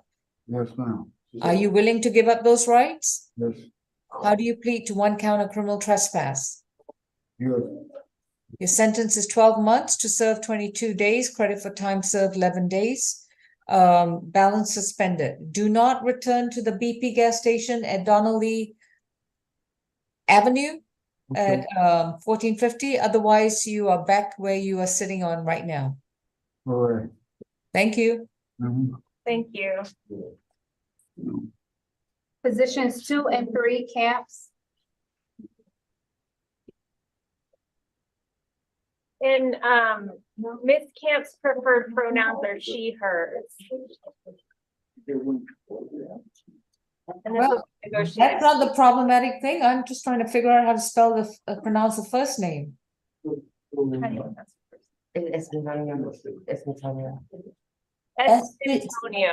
Espantonio, is that correct? Yeah.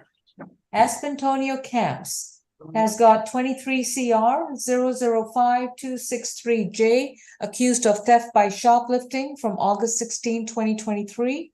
The position 3 is a bench warrant for 23 FTA 1056. You have been advised of your right to remain silent, and your attorney is Ms. Woodbury. Ms. Falk? Yes, Your Honor. The state's recommendation is 12 months probation, serve 36 days, credit for time served 19 days. That's going to be from August 29th, 2023 to August 30th of 2023, and then November 15th of 2023 to today. Balance probated an anti-theft course, 40 hours of community service, and stay away from the CVS pharmacy at 2350 Cheshire Bridge Road Northeast. The state would ask the defense to stipulate as to venue, factual basis, and identification for the purposes of the plea. So stipulated.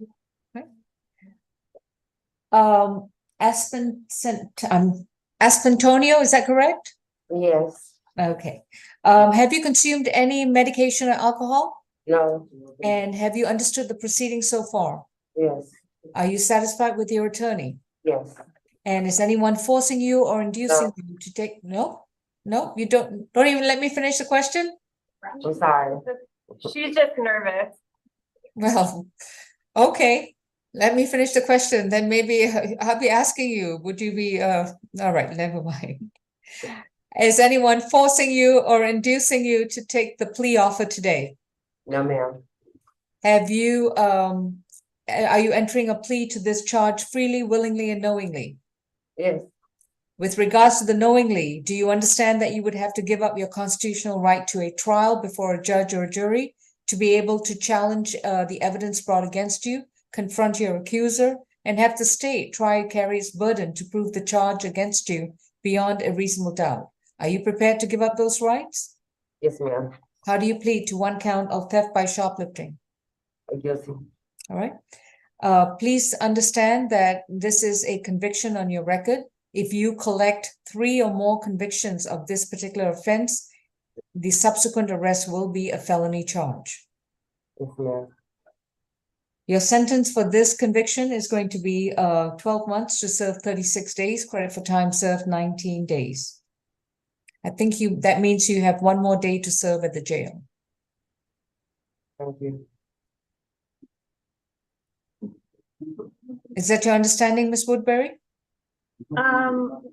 Let me just pull it up, Judge, because my understanding was it was just gonna be a time served, but I hadn't done that. And that No, it's was not. I'm sorry. I'm doing the Right. math wrong. I'm doing the math wrong. It's to serve 38 days, credit for time served 19 days. There's no additional time. that Sorry. is correct, Your Honor. That it threw me off on the third. So it's to serve 12 months to serve 38 days, credit for time served 19 days. You'll be on probation. You report to probation next Thursday before 3 p.m., where you'll be placed on probation to complete an anti-theft class and to complete 40 hours of voluntary community service at any nonprofit agency which is not a church and not a school. At all times, whether you're an active or non-reporting probation, you are to stay away from the CVS pharmacy store at 2350 Cheshire Bridge Road in Atlanta, Georgia. If you return to that location, you will be arrested again. Anything else, Ms. Woodbury? Judge, would the court consider allowing early termination? And would the court consider waiving at least the first month of fees given her serve time? I will not waive probation fees, but any objection to non-reporting? I'm sorry, Ms. Falk? The state would just say and ask again for after 6 months for her to go non-reporting at that point if she's completed all of the conditions. I'll allow for non-reporting once she's completed the anti-theft class and the 40 hours community service. But even on non-reporting, she's still required, Aspentonia, you're still required to stay away from the CVS pharmacy store. Yes, ma'am. Thank you, Judge. Thank you. Next we have positions 20, 20, and 21. And I do need a quick breakout with him. It won't be long, but just real quick. All right. Ms. Woodbury, you will have to be on your laptop. And once you are, just go ahead and let Miss, I think it was Miss Grace or Miss Strong? Yes, Miss Grace. Yeah. Let Miss Grace know, and she will put you in a breakout with Jail Court iPhone. Jail Court iPhone, you'll get a message to join a breakout with Defense Counsel Woodbury. Francois, do you have another case in which Mr. Michael McLean is? Yes, the only one we're waiting for is position 34 Wilkins. That's for McLean. And I believe we're waiting for Ms. Faulkner. I can, Your Honor, if I can be excused briefly, I can give him a call now. Okay, go ahead. Thank you. All right, folks, we'll be in a brief recess. As soon as our prosecutor is available, we can proceed with the other cases, including the bench warrant cases. Officer Allison, have we addressed all the revocation matters? No, we're still waiting for positions 7, 8, 9, and 10. All right, now, Officer Allison, with the cases that in which the PV case, which is listed as a probation violation case, those are all being closed out, right, from the resolutions? Yes. Okay. 1, 2, yeah. We are waiting on Nakira Hendricks and Leslie Morris. Yes. Those are the two from probation revocation. All right. What did we do with Woods? Was it reset to 12/7? Okay.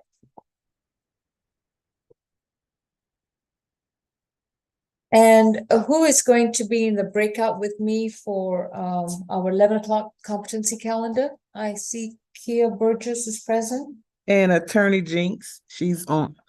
Rachel Jinx. Okay, Rachel Jinx. Okay, as soon as she gets here, we'll be able to address that. Yeah, I think she's on. Thought I saw her. Yeah, she is. Okay.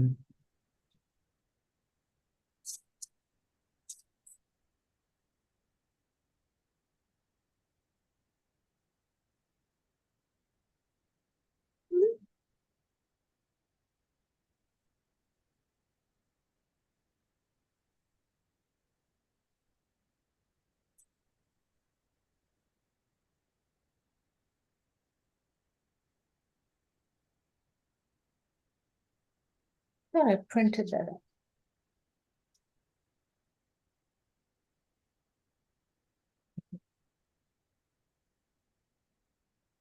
Beyond Green or Beyond Green?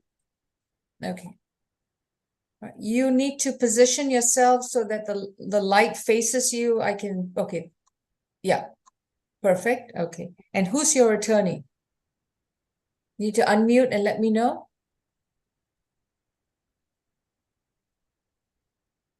I can't hear you because you're unmuted. Okay.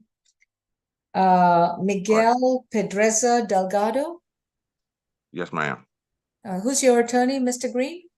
I don't presently have an attorney. I was supposed to have this Zoom meeting. All right, please hold then. Mute your screen and we'll see if you qualify for the Public Defender's Office. Yes, ma'am. Miguel Pedreza Delgado. Good morning, Your Honor.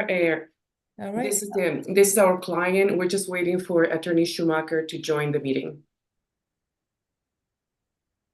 Schumacher is your attorney? Yes. All right, thank you. Mm-hmm. And is that Miguel Pedraza? Yes, right next to me. Does he speak English? He does not. And how old is he? ¿Qué edad tiene usted? 26. 26. Okay, thank you. You're welcome. Miss Grace, do we have a Spanish interpreter available? I would check on one. Thank you. Okay, Miss Jenks, good morning. Good morning, Judge. How are you? I'm doing good, thank you. I normally start the 11 o'clock breakouts competency calendar as soon as I'm almost done with the SAP calendar. So if you please hold, we're almost at the tail end. Okay, ready when you are, Judge. Thanks. Thank you. All right, Miss Woodbury, you were in a breakout. Could you refresh my memory again? Yes, ma'am. Positions 20 and 21, Michael Hendricks. And That's right. we are ready for a negotiated plea. Ms. Folk sent me an updated offer this morning that he would like to accept. All right, that would be jail court iPhone. Michael Hendricks, you've been advised of I'm not sure you have, but please, my name is Judge Lal. I'd just like to remind you that you have a right to remain silent. Anything you say in open court, your statements can and will be used against you. You have a right to an attorney, and and representing you is going to be Miss Woodbury. We have case 22 CR 856J, State versus Michael Anthony Hendricks Jr., accused of fair evasion, possession of marijuana less than 1 ounce, and carrying a weapon without a valid license from February 18th, 2022. He's also got a bench warrant matter from 23 FTA 1063 from February 21st, 2023. This is going to be a negotiated plea. So, Mr. Hendricks, could you please raise your right hand to be under oath? Do you solemnly swear and affirm the testimony you provide will be the truth to the best of your knowledge? Yes, ma'am. Thank you. Ms. Falk, what's the recommendation? State's recommendation on this is to count 1 is 12 months served 36 days, credit for time served 18 days. That's going to be from February 18th, 2022 to February 20th, 2022 and November 16th, 2023 to today. Count 2, the state has agreed to a null pros and we will be submitting that. And count 3 is the same recommendation as count 1 with the addition of the balance is probated 40 hours of community service. So 12 months probation, the total rec is 12 months probation, served 36 days, credit for time served, balance probated, 40 hours community service, and we will be null crossing count 2 in the FTA. Ms. Woodbury, do you stipulate to the factual basis, venue, and ID for the 2 charges? We do. Mr. Hendricks, have you consumed any medication or alcohol? You need to unmute, please. No, Your Honor. And have you understood what's going on in your case? Yes, Your Honor. Are you satisfied with your attorney? Yes, Your Honor. Is anyone forcing you or inducing you to take this plea offer today? No, Your Honor. If you decide to plead guilty to the 2 charges, you would have to give up your constitutional right to a trial in front of a judge or jury to be able to confront your accuser, challenge the evidence brought against you, and have the state try to prove the charges against you beyond a reasonable doubt. Are you prepared to give up these rights? Yes, Your Honor.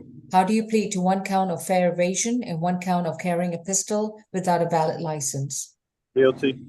Your sentence is 12 months. On fair evasion, it's 12 months to serve 36 days, credit for time served 18 days, balance probated.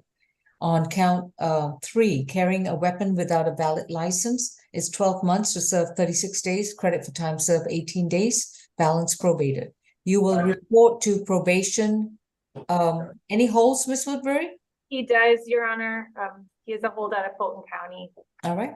Once your hold is resolved, you will report to probation at the first available Monday, Tuesday, or Thursday at 132 Mitchell Street before 3 p.m. Once you report to probation, you'll be required to complete 40 hours of voluntary community service at any nonprofit agency which is not a church and not a school.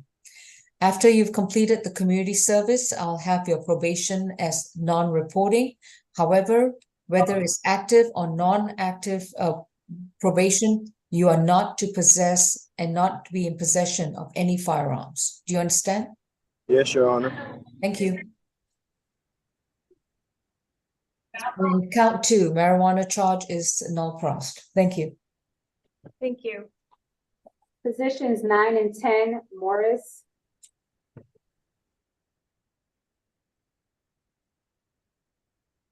That will be on probation revocation. What is it? Yeah. This is a probation revocation involving Leslie Morris on position 9 and 10. Mr. Morris, the probation matter is listed as 23 PB 1606. The underlying case is 23 CR 1683A, in which you were convicted of criminal trespass causing damage to property. You have been advised of your right to remain silent, and your attorney is Mr. Michael McLean. Officer Allison, you're still under oath. What is the recommendation for Mr. Morris's revocation matter? Mr. Morris failed to pay probation supervision fees in a total of $200, victim crime funds in a total of $45, failed to report as directed, failed to submit proof of completion for a mental health evaluation. He has 6 months and 3 days remaining on his case. Probation is recommended to continue on probation and complete the mental health evaluation within 30 days. I'm sorry, how much time does he have left? 6 months and 3 days. 6 months and 3 days. Okay. Mr. McLean? Your Honor, in the back, we've had the pep talk about getting it done. If the court will go along with this recommendation, he's got plenty of time to get that done. All right. This will be recorded as a probation violation. I'll accept the state's recommendation. He'll be released to continue on probation. He has 6 months and 3 days left on probation. He will report to probation on Monday before 3 p.m. Today is Thursday, so his first report date is next Monday before 3 p.m. at 132 Mitchell Street. After that, he will continue to report to probation once a month until the 6 months and 3 days left is completed. He will complete a mental health evaluation within 60 days. I'm giving you 2 months to go to Grady or any other healthcare provider to complete an MH evaluation. And if there's any treatment required, you must submit to that treatment. When you report to probation in January or in February, you must confirm that you have an appointment or you've done the evaluation. Do you understand? Yes, ma'am. Thank you. Now, I believe, Your Honor, that's Monday, December 4th, and that would be between, I believe, 9 and 3. Is that correct?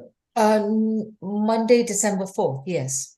And the hours would be between the hours of 9 a.m. and 3 p.m. They open at 9 a.m., but he has to report before 3 p.m. They close later, but he has to report before 3 p.m. in order to facilitate the processing. Thank you. Please note our office is closed between 12:30 and 1:30. So I wouldn't recommend him to report during those hours. 32 Mitchell Street, second floor.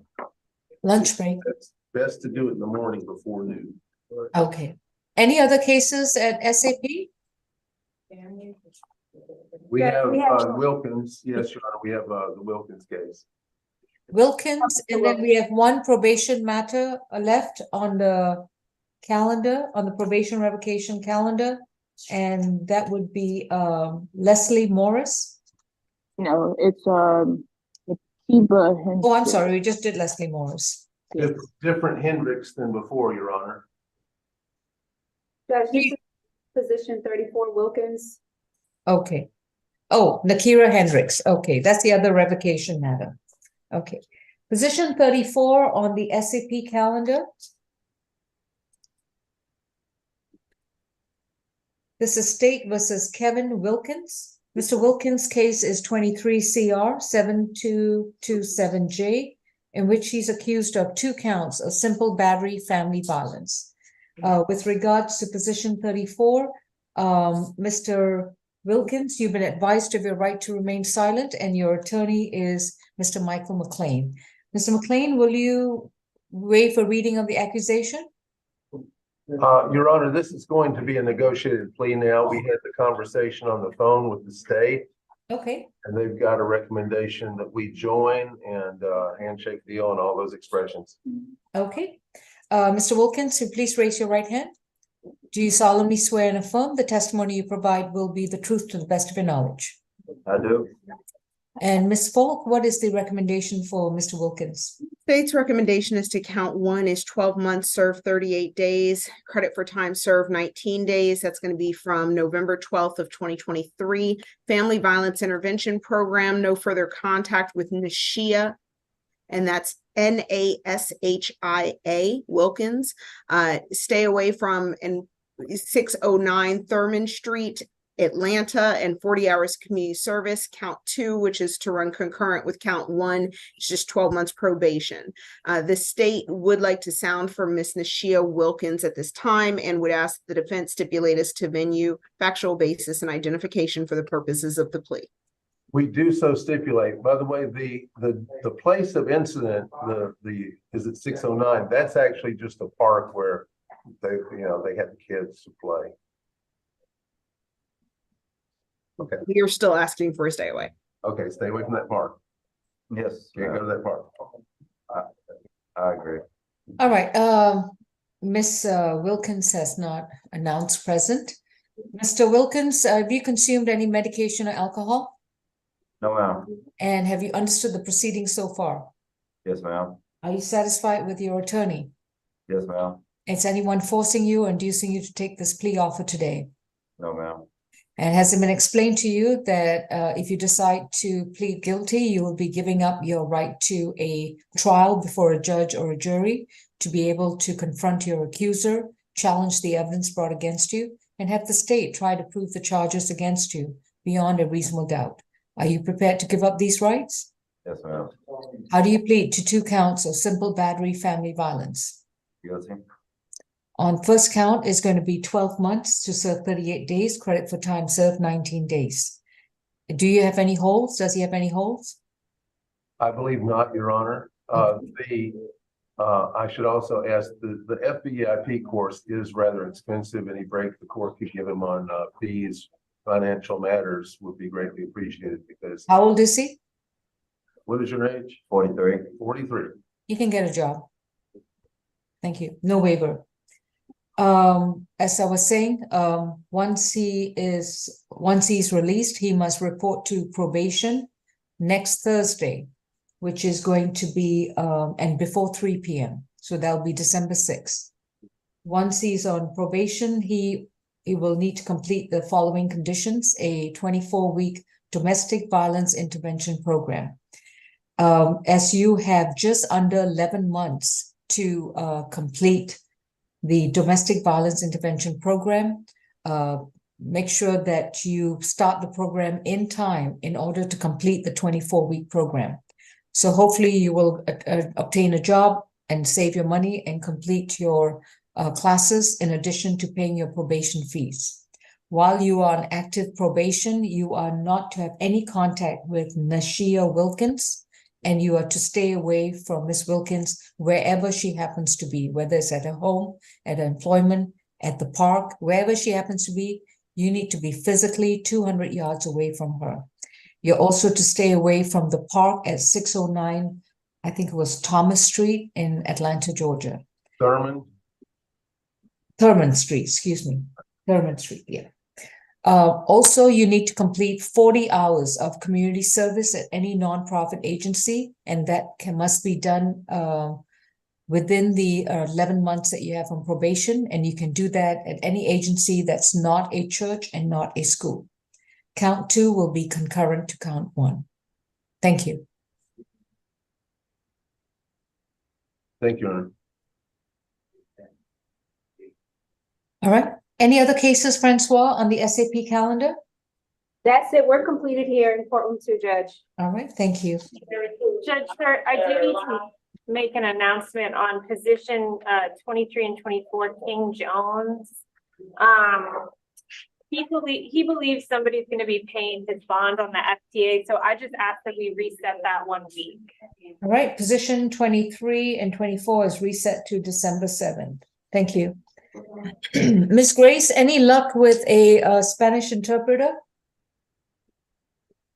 Yes, ma'am. Miss Adrian Chauncey said give her a minute and she will be signing on shortly. All right. Mr. Schumacher, I believe I'm just waiting on the Spanish interpreter to come I believe you represent Mr. Pedresa? I do, Your Honor, and we're no problem with us waiting. I think I got on a little late because I was in court. My apologies for that. No apologies required. I'm just glad you're here. Okay, Mr. McLean or Miss Jenks or Miss Woodbury, I have a Bion Green, position 1 on my domestic violence bench warrant calendar. That's correct. It is on that calendar. All right, and is he represented by anyone from your office? Normally, as a courtesy, we represent people on the DVBW and we ask them if they're qualified for the future or not. Okay. Mr. Green, your case is 23 CR 357F. You were accused of battery, family violence, and cruelty in the 3rd degree from September 16th, 2021. You have a right to remain silent of any comment you make about the statements about your case or circumstances surrounding your case. Your statements can and will be used against you. You have a right to an attorney. If you cannot afford one, we can have a public defense counsel represent you as appointed counsel. It appears that you failed to appear in court on October 31st, 2023, before Judge Richardson, and a bench warrant was issued.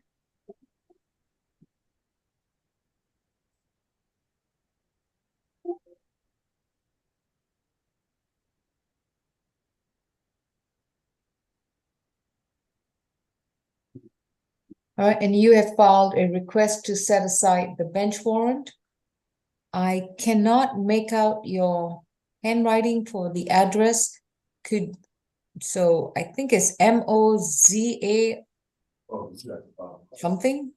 Mozart. Like the musician? Yes, ma'am. M-O-Z. A-R-T? Yes, ma'am. Court.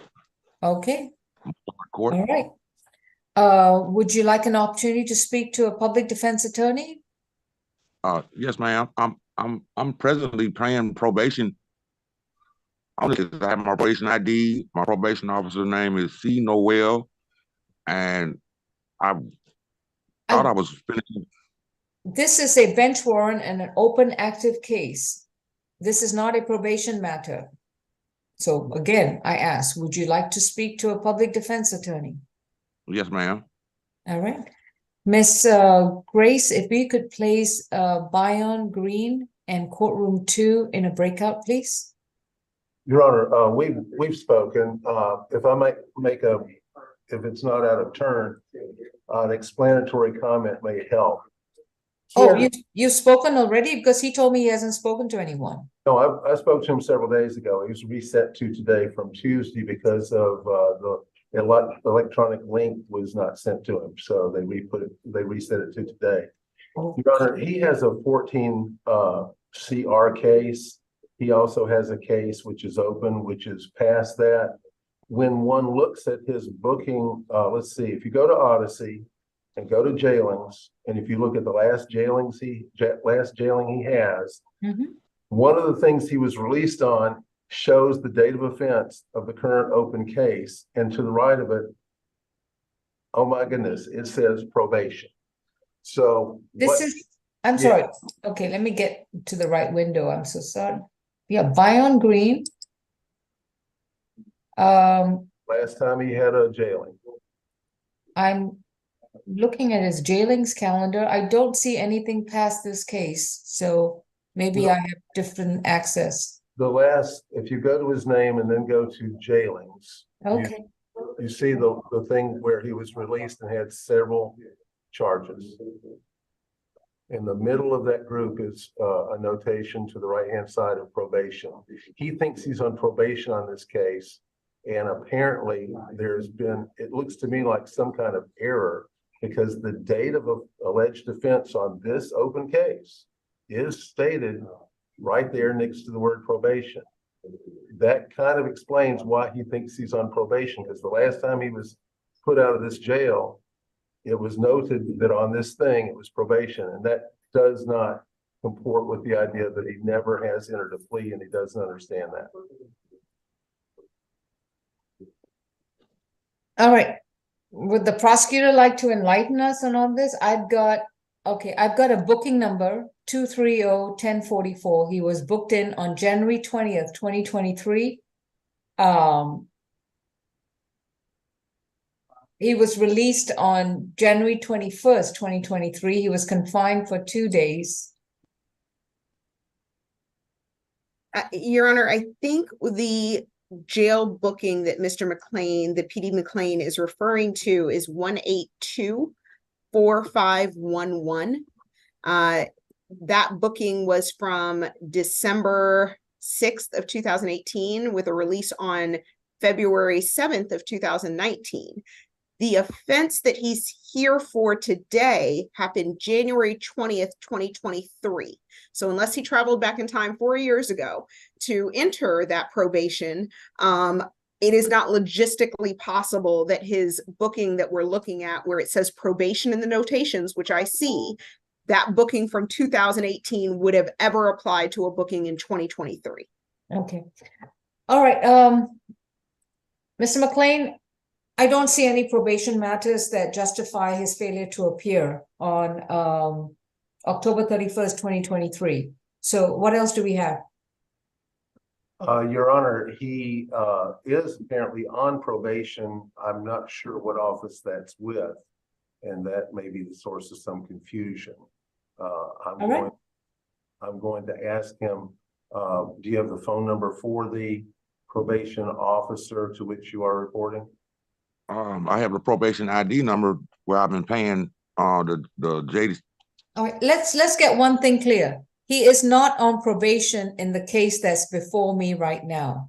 He did not show up in Judge Richardson's court on Halloween of this year. So what reason did he not show up? What's the excuse?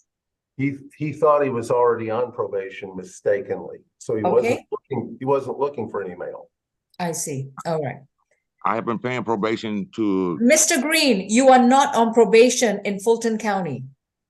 Okay, yes, ma'am. In this case, you were arrested in January of this year for battery, family violence, and you had a court appearance before a judge, Judge Mincy, who gave you a $5,000 bond. On January 21st, you paid a $5,000 bond.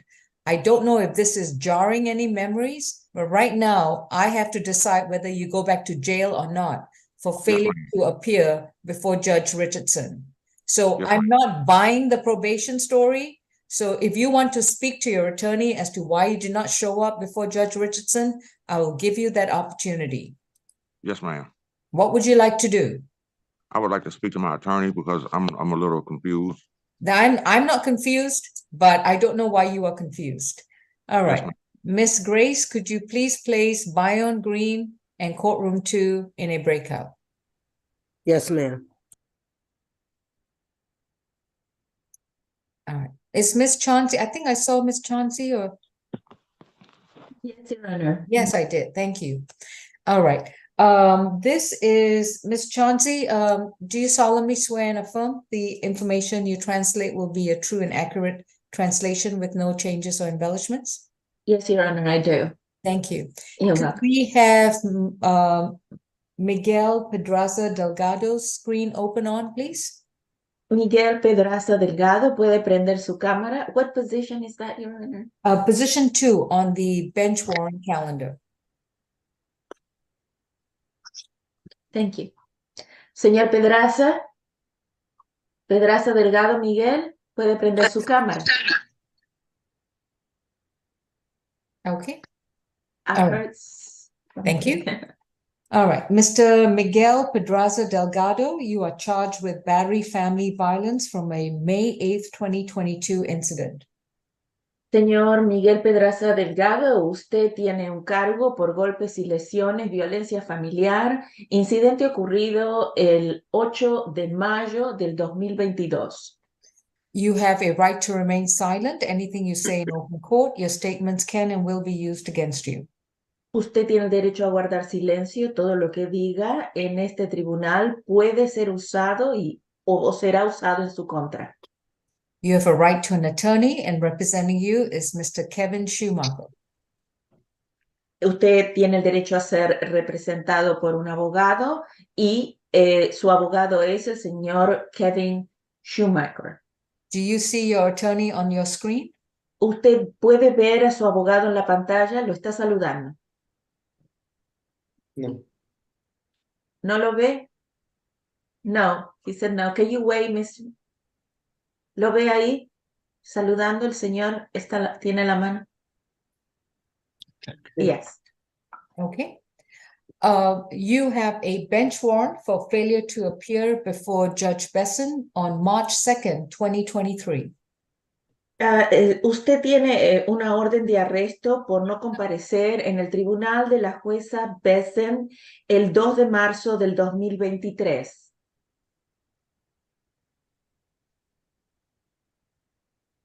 And the question is whether you have to report to jail for failure to appear.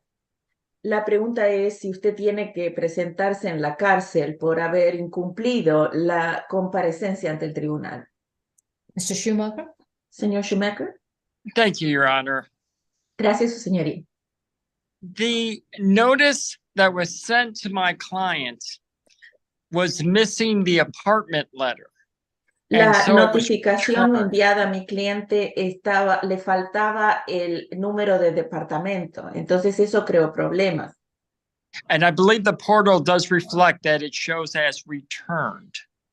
Y muestra que la correspondencia puede mostrar que ha sido devuelta. Once my client learned that he had missed a court date, he retained our firm and had me reach out to the court right away. Una vez que mi cliente supo que él había estado ausente en esa comparecencia, nos contrató en los servicios de mi oficina para que nosotros pudiéramos comunicarnos con el tribunal. Without, assessing where the error lies in the apartment letter being missing, we do think this was inadvertent by my clients, and we are asking that the bench warrant be set aside. Debido a que no tenemos la capacidad de evaluar dónde estuvo el error, nosotros estamos, y ni tampoco por qué se cometió la falta de información del departamento, pedimos que se ponga, se cancele la orden de arresto, ya que mi cliente no fue avisado correctamente. Presently, his address is still not been corrected. En la actualidad, todavía su domicilio o dirección no ha sido corregido. And Your Honor, my plan is to be at the Fulton County State Clerk's office tomorrow morning around 10 o'clock, and I will turn in a change of address for my client at that time. If you want me to do it sooner, I understand, but I'm already planning to come up after a 10 o'clock phone call. Okay. Su señoría, yo tengo planeado ir al condado de Fulton, a la secretaría del tribunal, después de las 10 de la mañana para cambiar la dirección de mi cliente personalmente.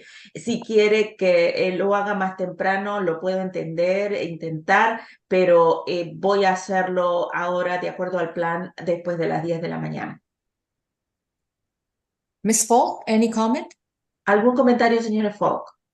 Yes, Your Honor. In looking at the arrest warrant paperwork, Sí, su señoría, mirando al papeleo de el arresto.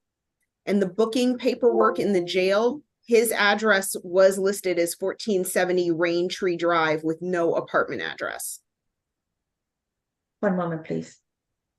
De acuerdo al papeleo que se encuentra en la cárcel, su dirección fue el 1470 de Rain Tree Drive, sin especificar ningún número de departamento. So if there was an oversight, it was an oversight by the defendant, and we do object to lifting the bench warrant. O sea que si hubo una omisión, fue hecha por el acusado, por eso ponemos una objeción a que se anule la orden de arresto. Ms. Tyson, with pretrial, do you have any arrests for Mr. Pedraza Delgado, who's on our bench warrant calendar? One moment, Your Honor. Señora Let me Tyson, check. ¿tiene usted un papeleo sobre el arresto del señor Pedraza que está en nuestra lista hoy? Since May of 2022? Desde mayo del 2022.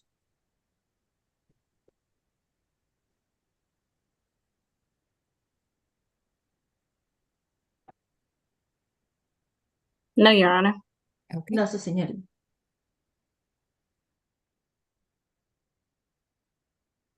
I'm going to grant the motion to set aside the bench warrant. Voy a otorgar la petición de anular la orden de arresto. Defendant must update and complete his correct mailing address within 24 hours from today. El acusado debe actualizar y corregir su dirección actual en un periodo de 24 horas a partir de hoy. It is the defendant's responsibility to make sure that the court has his correct contact information at all times. Es la responsabilidad del acusado asegurarse que el tribunal tenga la correcta dirección para poder contactarlo en cualquier momento. That concludes the case. Mr. Schumacher, could you submit a proposed order setting aside the bench warrant? Sí, esto concluye el caso y por favor, señor Schumacher, ¿podría usted mandar una propuesta sobre este caso? And you can email the order to April Champion, and her email address is april.champion. Podría mandar un correo electrónico a April Champion y el correo electrónico comienza con april.champion at fultoncountyga.gov. @ fultoncountyGV.com. Thank you, Your Honor. I'm currently in Cherokee County, sitting in the hallway. I will, as soon as I get to my office, I will draft that and send it over. Well, Sí, looking at the señoría, back. estoy en mi condado de County. That's en all mi right, condado Ms. de Cherokee. Okay, That's all right. okay. I'm just looking at the background of Cherokee County. I'm extremely jealous. Okay, thank you. No, that's fake, Your Honor. I know. Thank you. All right. Thank you, Mr. Schumacher. You're free to go. Thank you. Ms. Chauncey, thank you so much for You're being welcome. here. Appreciate it. Thank you. You're welcome. Have a good day, Your Honor. You too. Thank you. Thank you. All right, Ms. Champion or Ms. Grace, could you let Mr. McLean and Mr. Green know that I'm ready to address their case? Okay, Judge.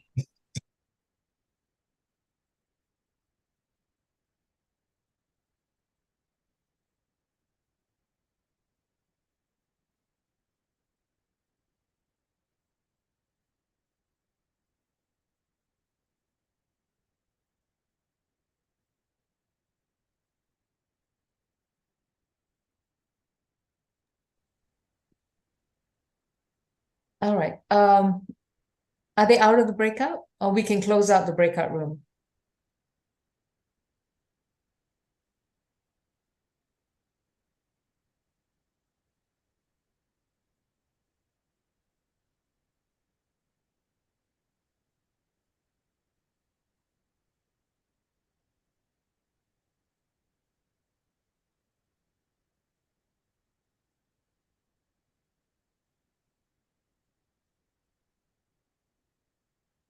Judge, Mr. McLean said he's still in Odyssey. Can you give him about 5 more minutes? No, I can't. I really can't. I have to get into my competency calendar. I'm ready to address Mr. Green.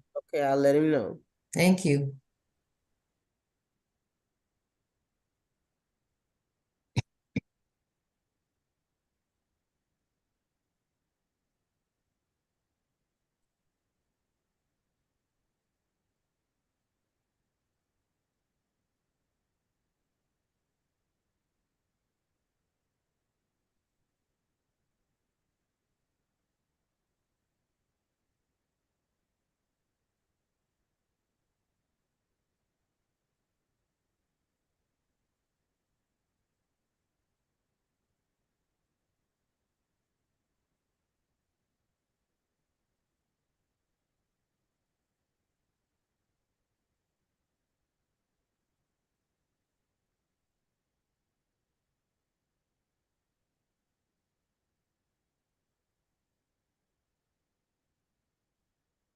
Is the breakout room closed out, Ms. Grace? No, ma'am. The Miss Grace went inside the breakout room to make the announcement to Mr. McLean. All right. Krista Meadows, are you here on a case for the 11 o'clock calendar?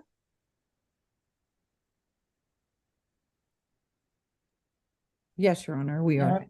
And have you spoken to Attorney Rachel Jenks? No, we have not. Okay. Who is the person that you're here for? Our son, Carson Meadows. Okay.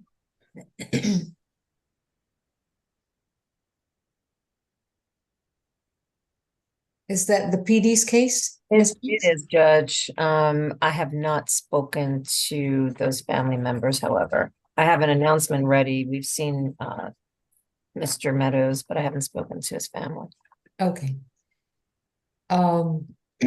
Just hold, Miss Meadows. Okay, Mr. McLean, I'm waiting for Mr. Green to connect on the Zoom again.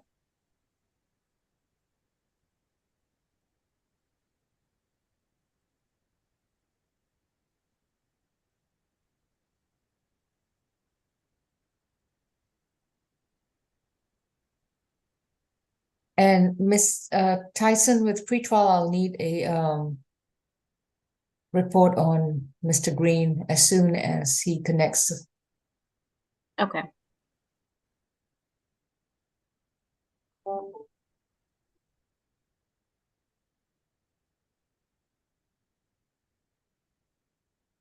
Is Deputy Francois in courtroom 2? Do we have any idea where Nakiba Hendricks is?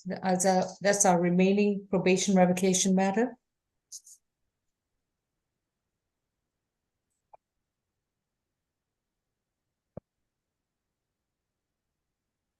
You know, I've been told that Nakiba Hendricks was returned to Rice Street after ACDC. So my understanding is that she is somewhere in this building in medical. She has a medical condition. On the Zoom session is Keegan Hendricks, and he is related to that case. All right. So are we resetting this to December 7th?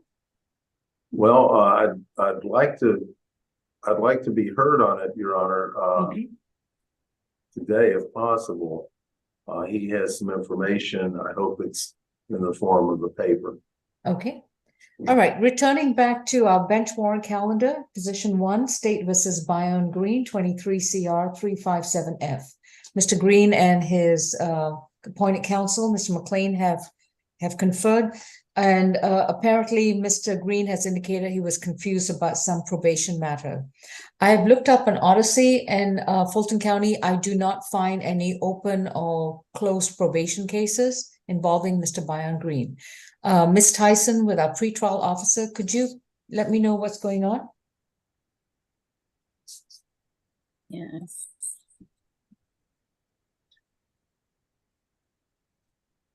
His last arrest after this case that's on the calendar was January, well, it looks like it's 2 days later, January 17th, and it was for driving without a valid license. And he took a misdemeanor NOLO plea on that case. So I'm assuming that's what the probation is for, because he received 12 months probation on that case. And he took that plea January of this year. And was this in Fulton County Traffic Court? Yes, it was. Is the name of the company that does probation on that type of thing perhaps Judicial something? I'm not sure. I don't know. Okay. And is the name Bayonne Green, B-I-O-N, Green, common spelling? Yes. Okay. So that was for a driving while license suspended on January 17th. All right. Yeah. He took the plea January of this year, January 31st of this year. Would you happen to have a case number? Let's see. 23 TR 004865.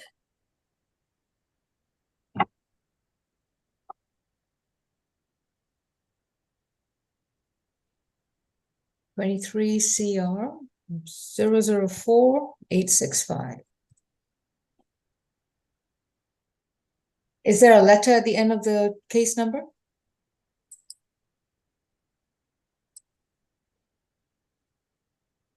No, there is not. No.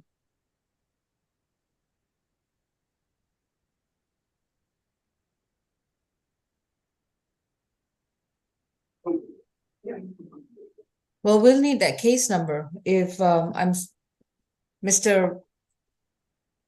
So, Mr. McLean, I don't have this case. I can't find it in Odyssey. It's an incomplete case number. I don't have the letter designation. I can go by his last name, Green, B-I-O-N, and do a search. Okay, here we go. 23. Okay, and I do a search under his name, and I see a case from 2013. I see the current case. Yeah. All right, we do have a case 18 SC 163803, in which he was arrested in 2018.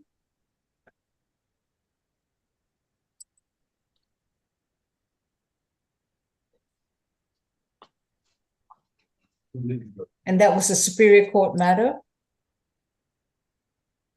Looks like he was arrested on December 7th, 2018, and released on February 7th, 2019. And that was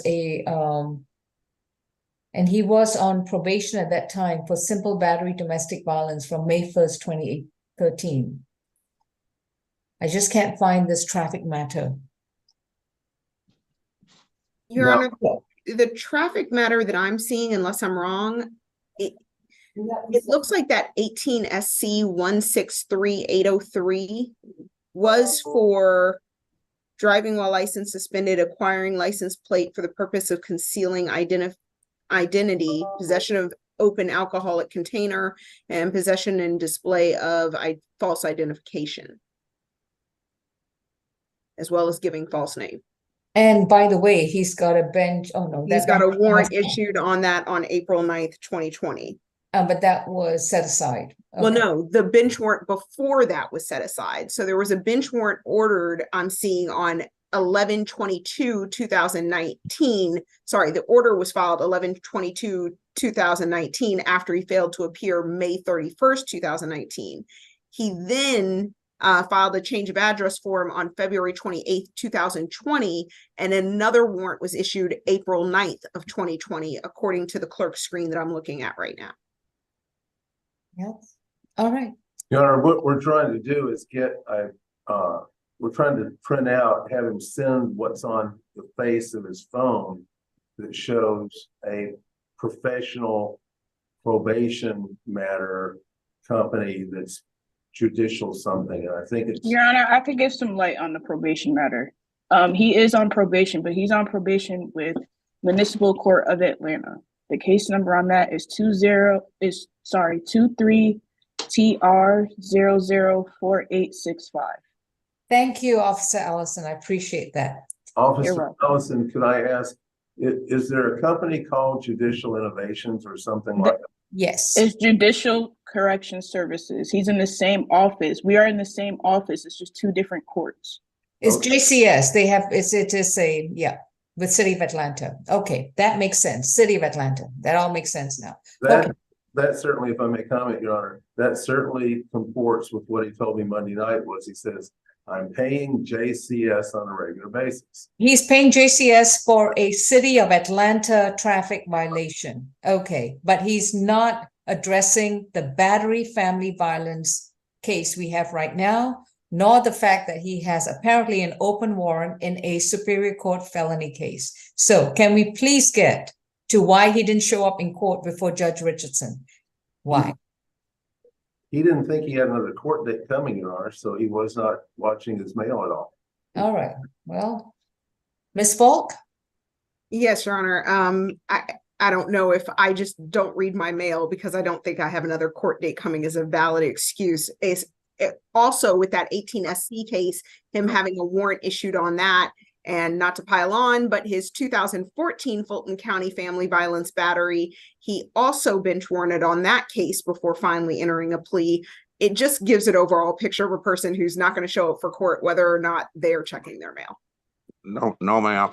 I moved. That's like I told him. I moved into the other spot. So it was my brother's apartment that I was in, 3787 MLK. All We right. ended up having to move up out of there, out of the apartments and Mr. everything like. Green, I'm not interested in revisiting those old cases. I'm more interested in why you didn't show up this year. Okay, that's the It's- only reason. And I know. anything else to add? I'm just trying to say that they sent the court date to the old address. There That's why is, I- court Mr. date. Green, anything else?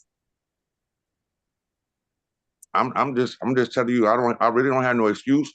That's why I went to reset it. I'm not trying not to miss court or anything like that. I was trying to resolve this situation, and I really thought I was paying probation on it. I'm sorry. I would not miss a court date.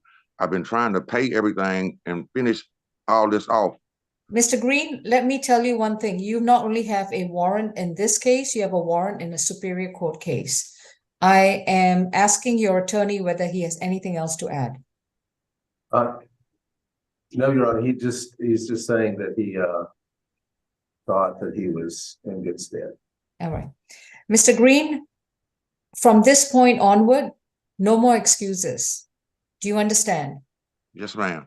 You have a responsibility of making sure the court has your correct mailing address because you are the one with the open cases with the court. Yes, ma'am. You are responsible for making sure which case is open, which case is closed, which case you're paying probation, and most importantly, knowing that you have open cases, you are responsible for checking the mail every day. Yes, ma'am. Every day, whether you like it or not. Yes, ma'am. I'm denying the motion to set aside the bench warrant. You are to surrender to the Fulton County Jail on this case. On the battery, your bond is going to be set at $2,000. On the cruelty charge is $500. Your total bond is $2,500. It's going to be a surety bond. all the remaining conditions, the original conditions remain the same. You are to report to the Fulton County Jail before 5 p.m. tomorrow, December 1st, 2023. Please make a note that you also have an outstanding warrant in your Superior Court case. If you have a pen and paper, it might be best to write it down so you have the two cases that are open and pending against you. Are you ready? Getting the pen right now. Yes, ma'am, I'm ready. Your other open case is 1-8, S as in Sam, C as in cat, 163803. Good morning.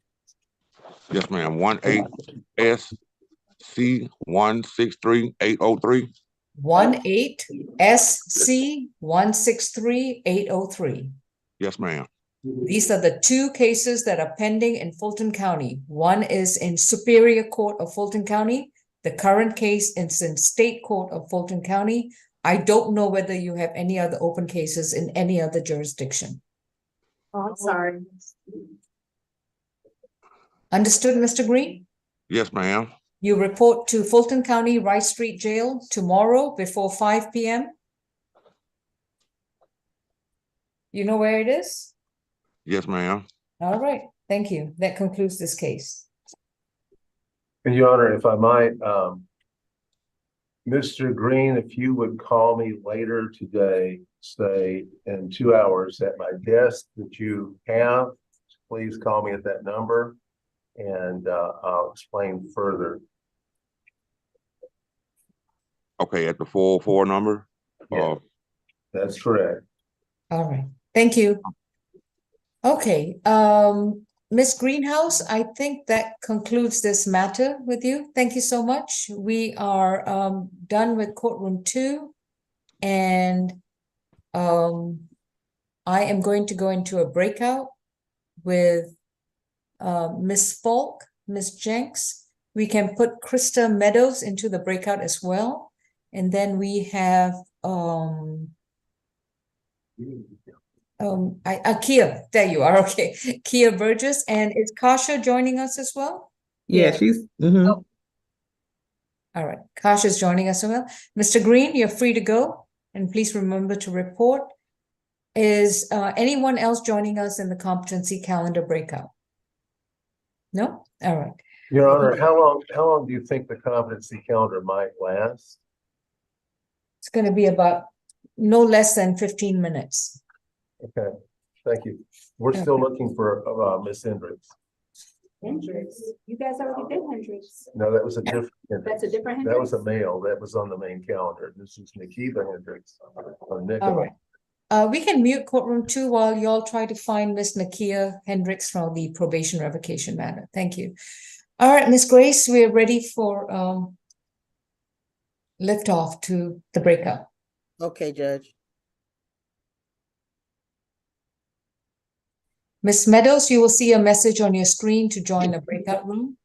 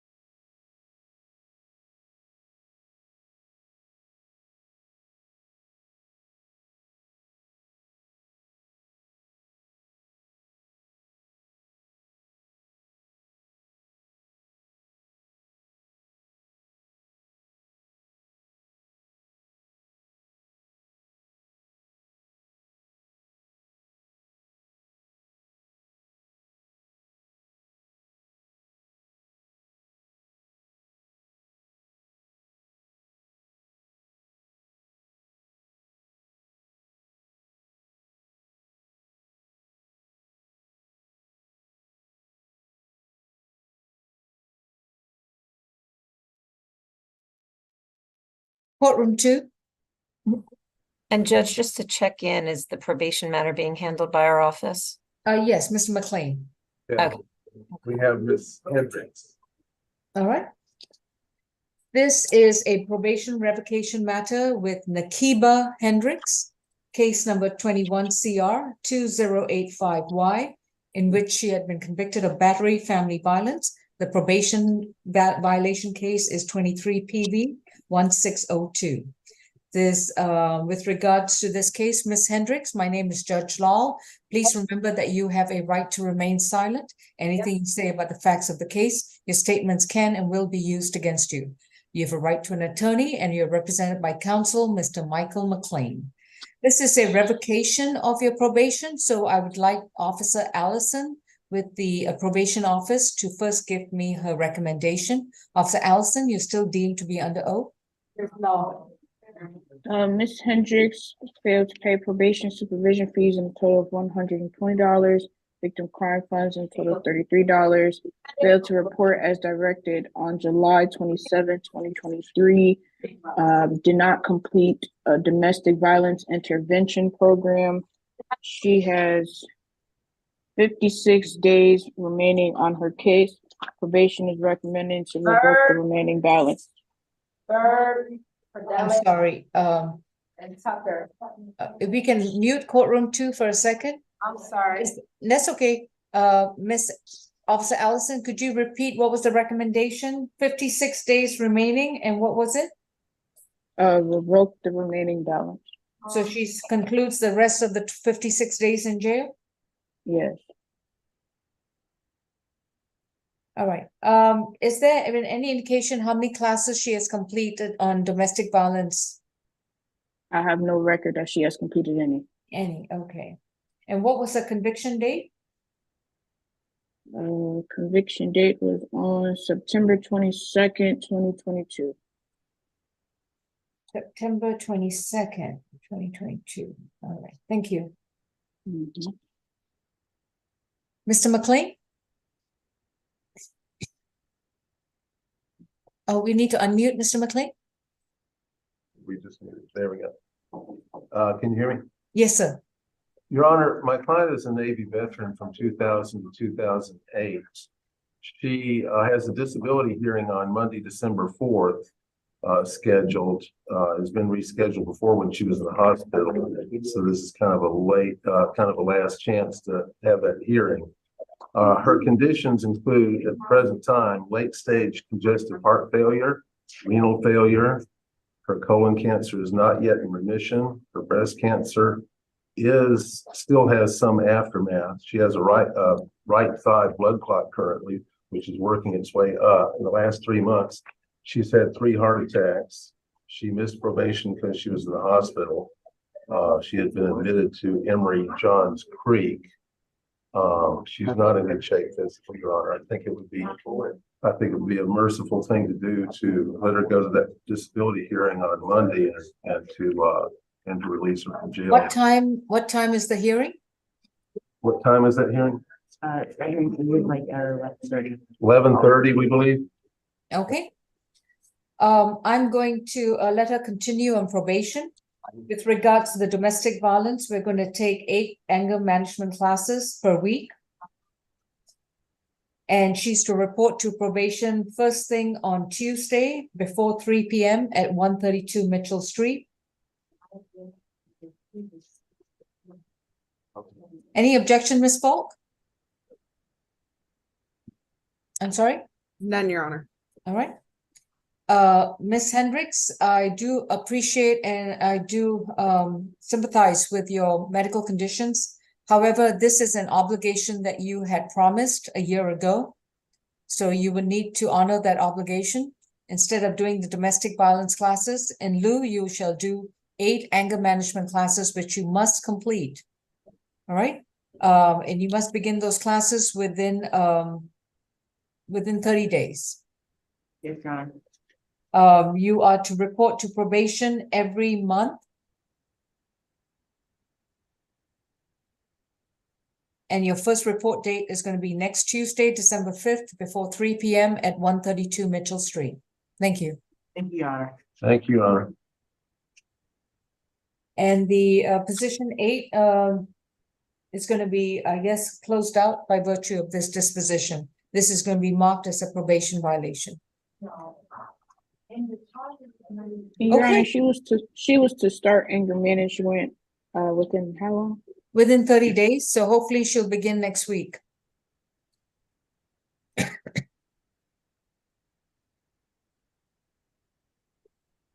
And Your Honor, the state would ask, could we reduce that to start anger management within either 7 days or 15 days? Because her runway, again, she only has 50-something days left. Her runway is pretty short if she waits to start within 30 days. Okay, let me then amend that to start the anger management classes within 14 days of release. Thank you, Your Honor. Thank you. All right. Anything else, Okay, that- Mr.? I think Ms. Folk, you have to run, so you have one more minute. Okay, thank you. Your Honor. That concludes probation. Can probation be Yes, thank you, excused? Ms. Allison. Please submit the paperwork to Ms. Champion. I will. Have a good one. You too. Thank you. All right, Mr. McLean, if you just want to go over the calendar with me real quick.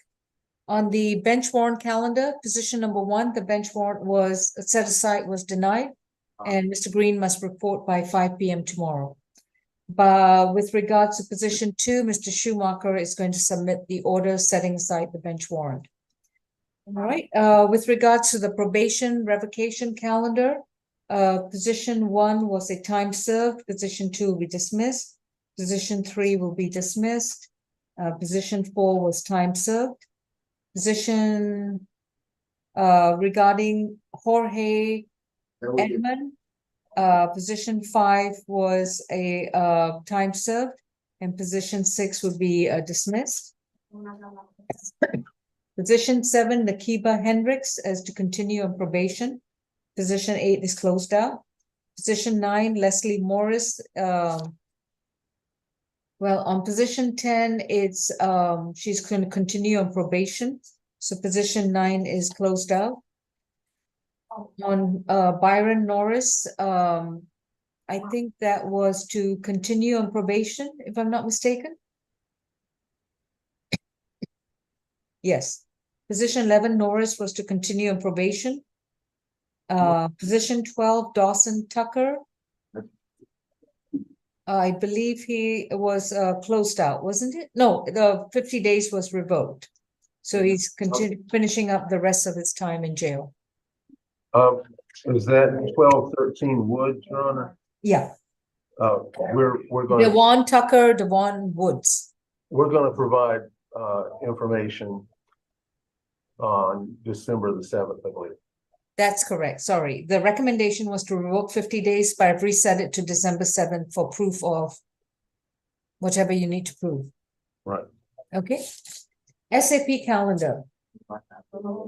I don't know if I have all the information. So Ms. Champion, I'm going to be counting on you quite a bit. Position number 1, Blair, was a plea. Position number 2, Camps, was a plea. Position 3 is Nullcrossed. Position 4, Combs, is reset December 7th. 5, Cunningham.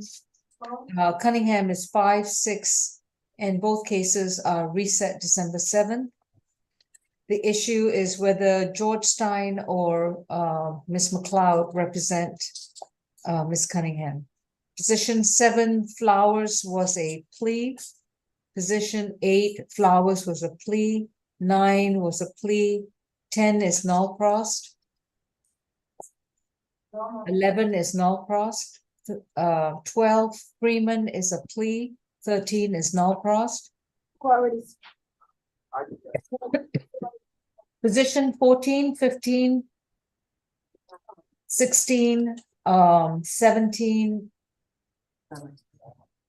No, position 14, 15, and 16. Nigel Folks is further notice for jail jury trial. Position 17, Gomez, is reset December 7. Same with position 18, reset December 7. Position 19 was a plea. That's with Tamika Hembrick. 20, Michael Hendricks, was Nullcrossed. Position 21, Michael Hendricks, was a plea. Position 22, Hightower, was a plea. 23 King Jones is reset December 7th. Same with position 24, reset December 7th. Position 25 was arraigned, further notice for trial. 26, same announcement, arraigned and further notice for trial, as well as 27 for the bench warrant. 28, Carlos Peterson is a waiver of arraignment and further notice for trial. 29 will be transferred to the Superior Court as a felony matter with Matthew Pettis. Position 30, Alejandro Prescott was a plea. 31, Daryl Sands was a plea. What's the announcement for 32, Sproul, Kenneth Sproul? That was a no pros. Okay. Position 33, DeAndre White. What's the announcement?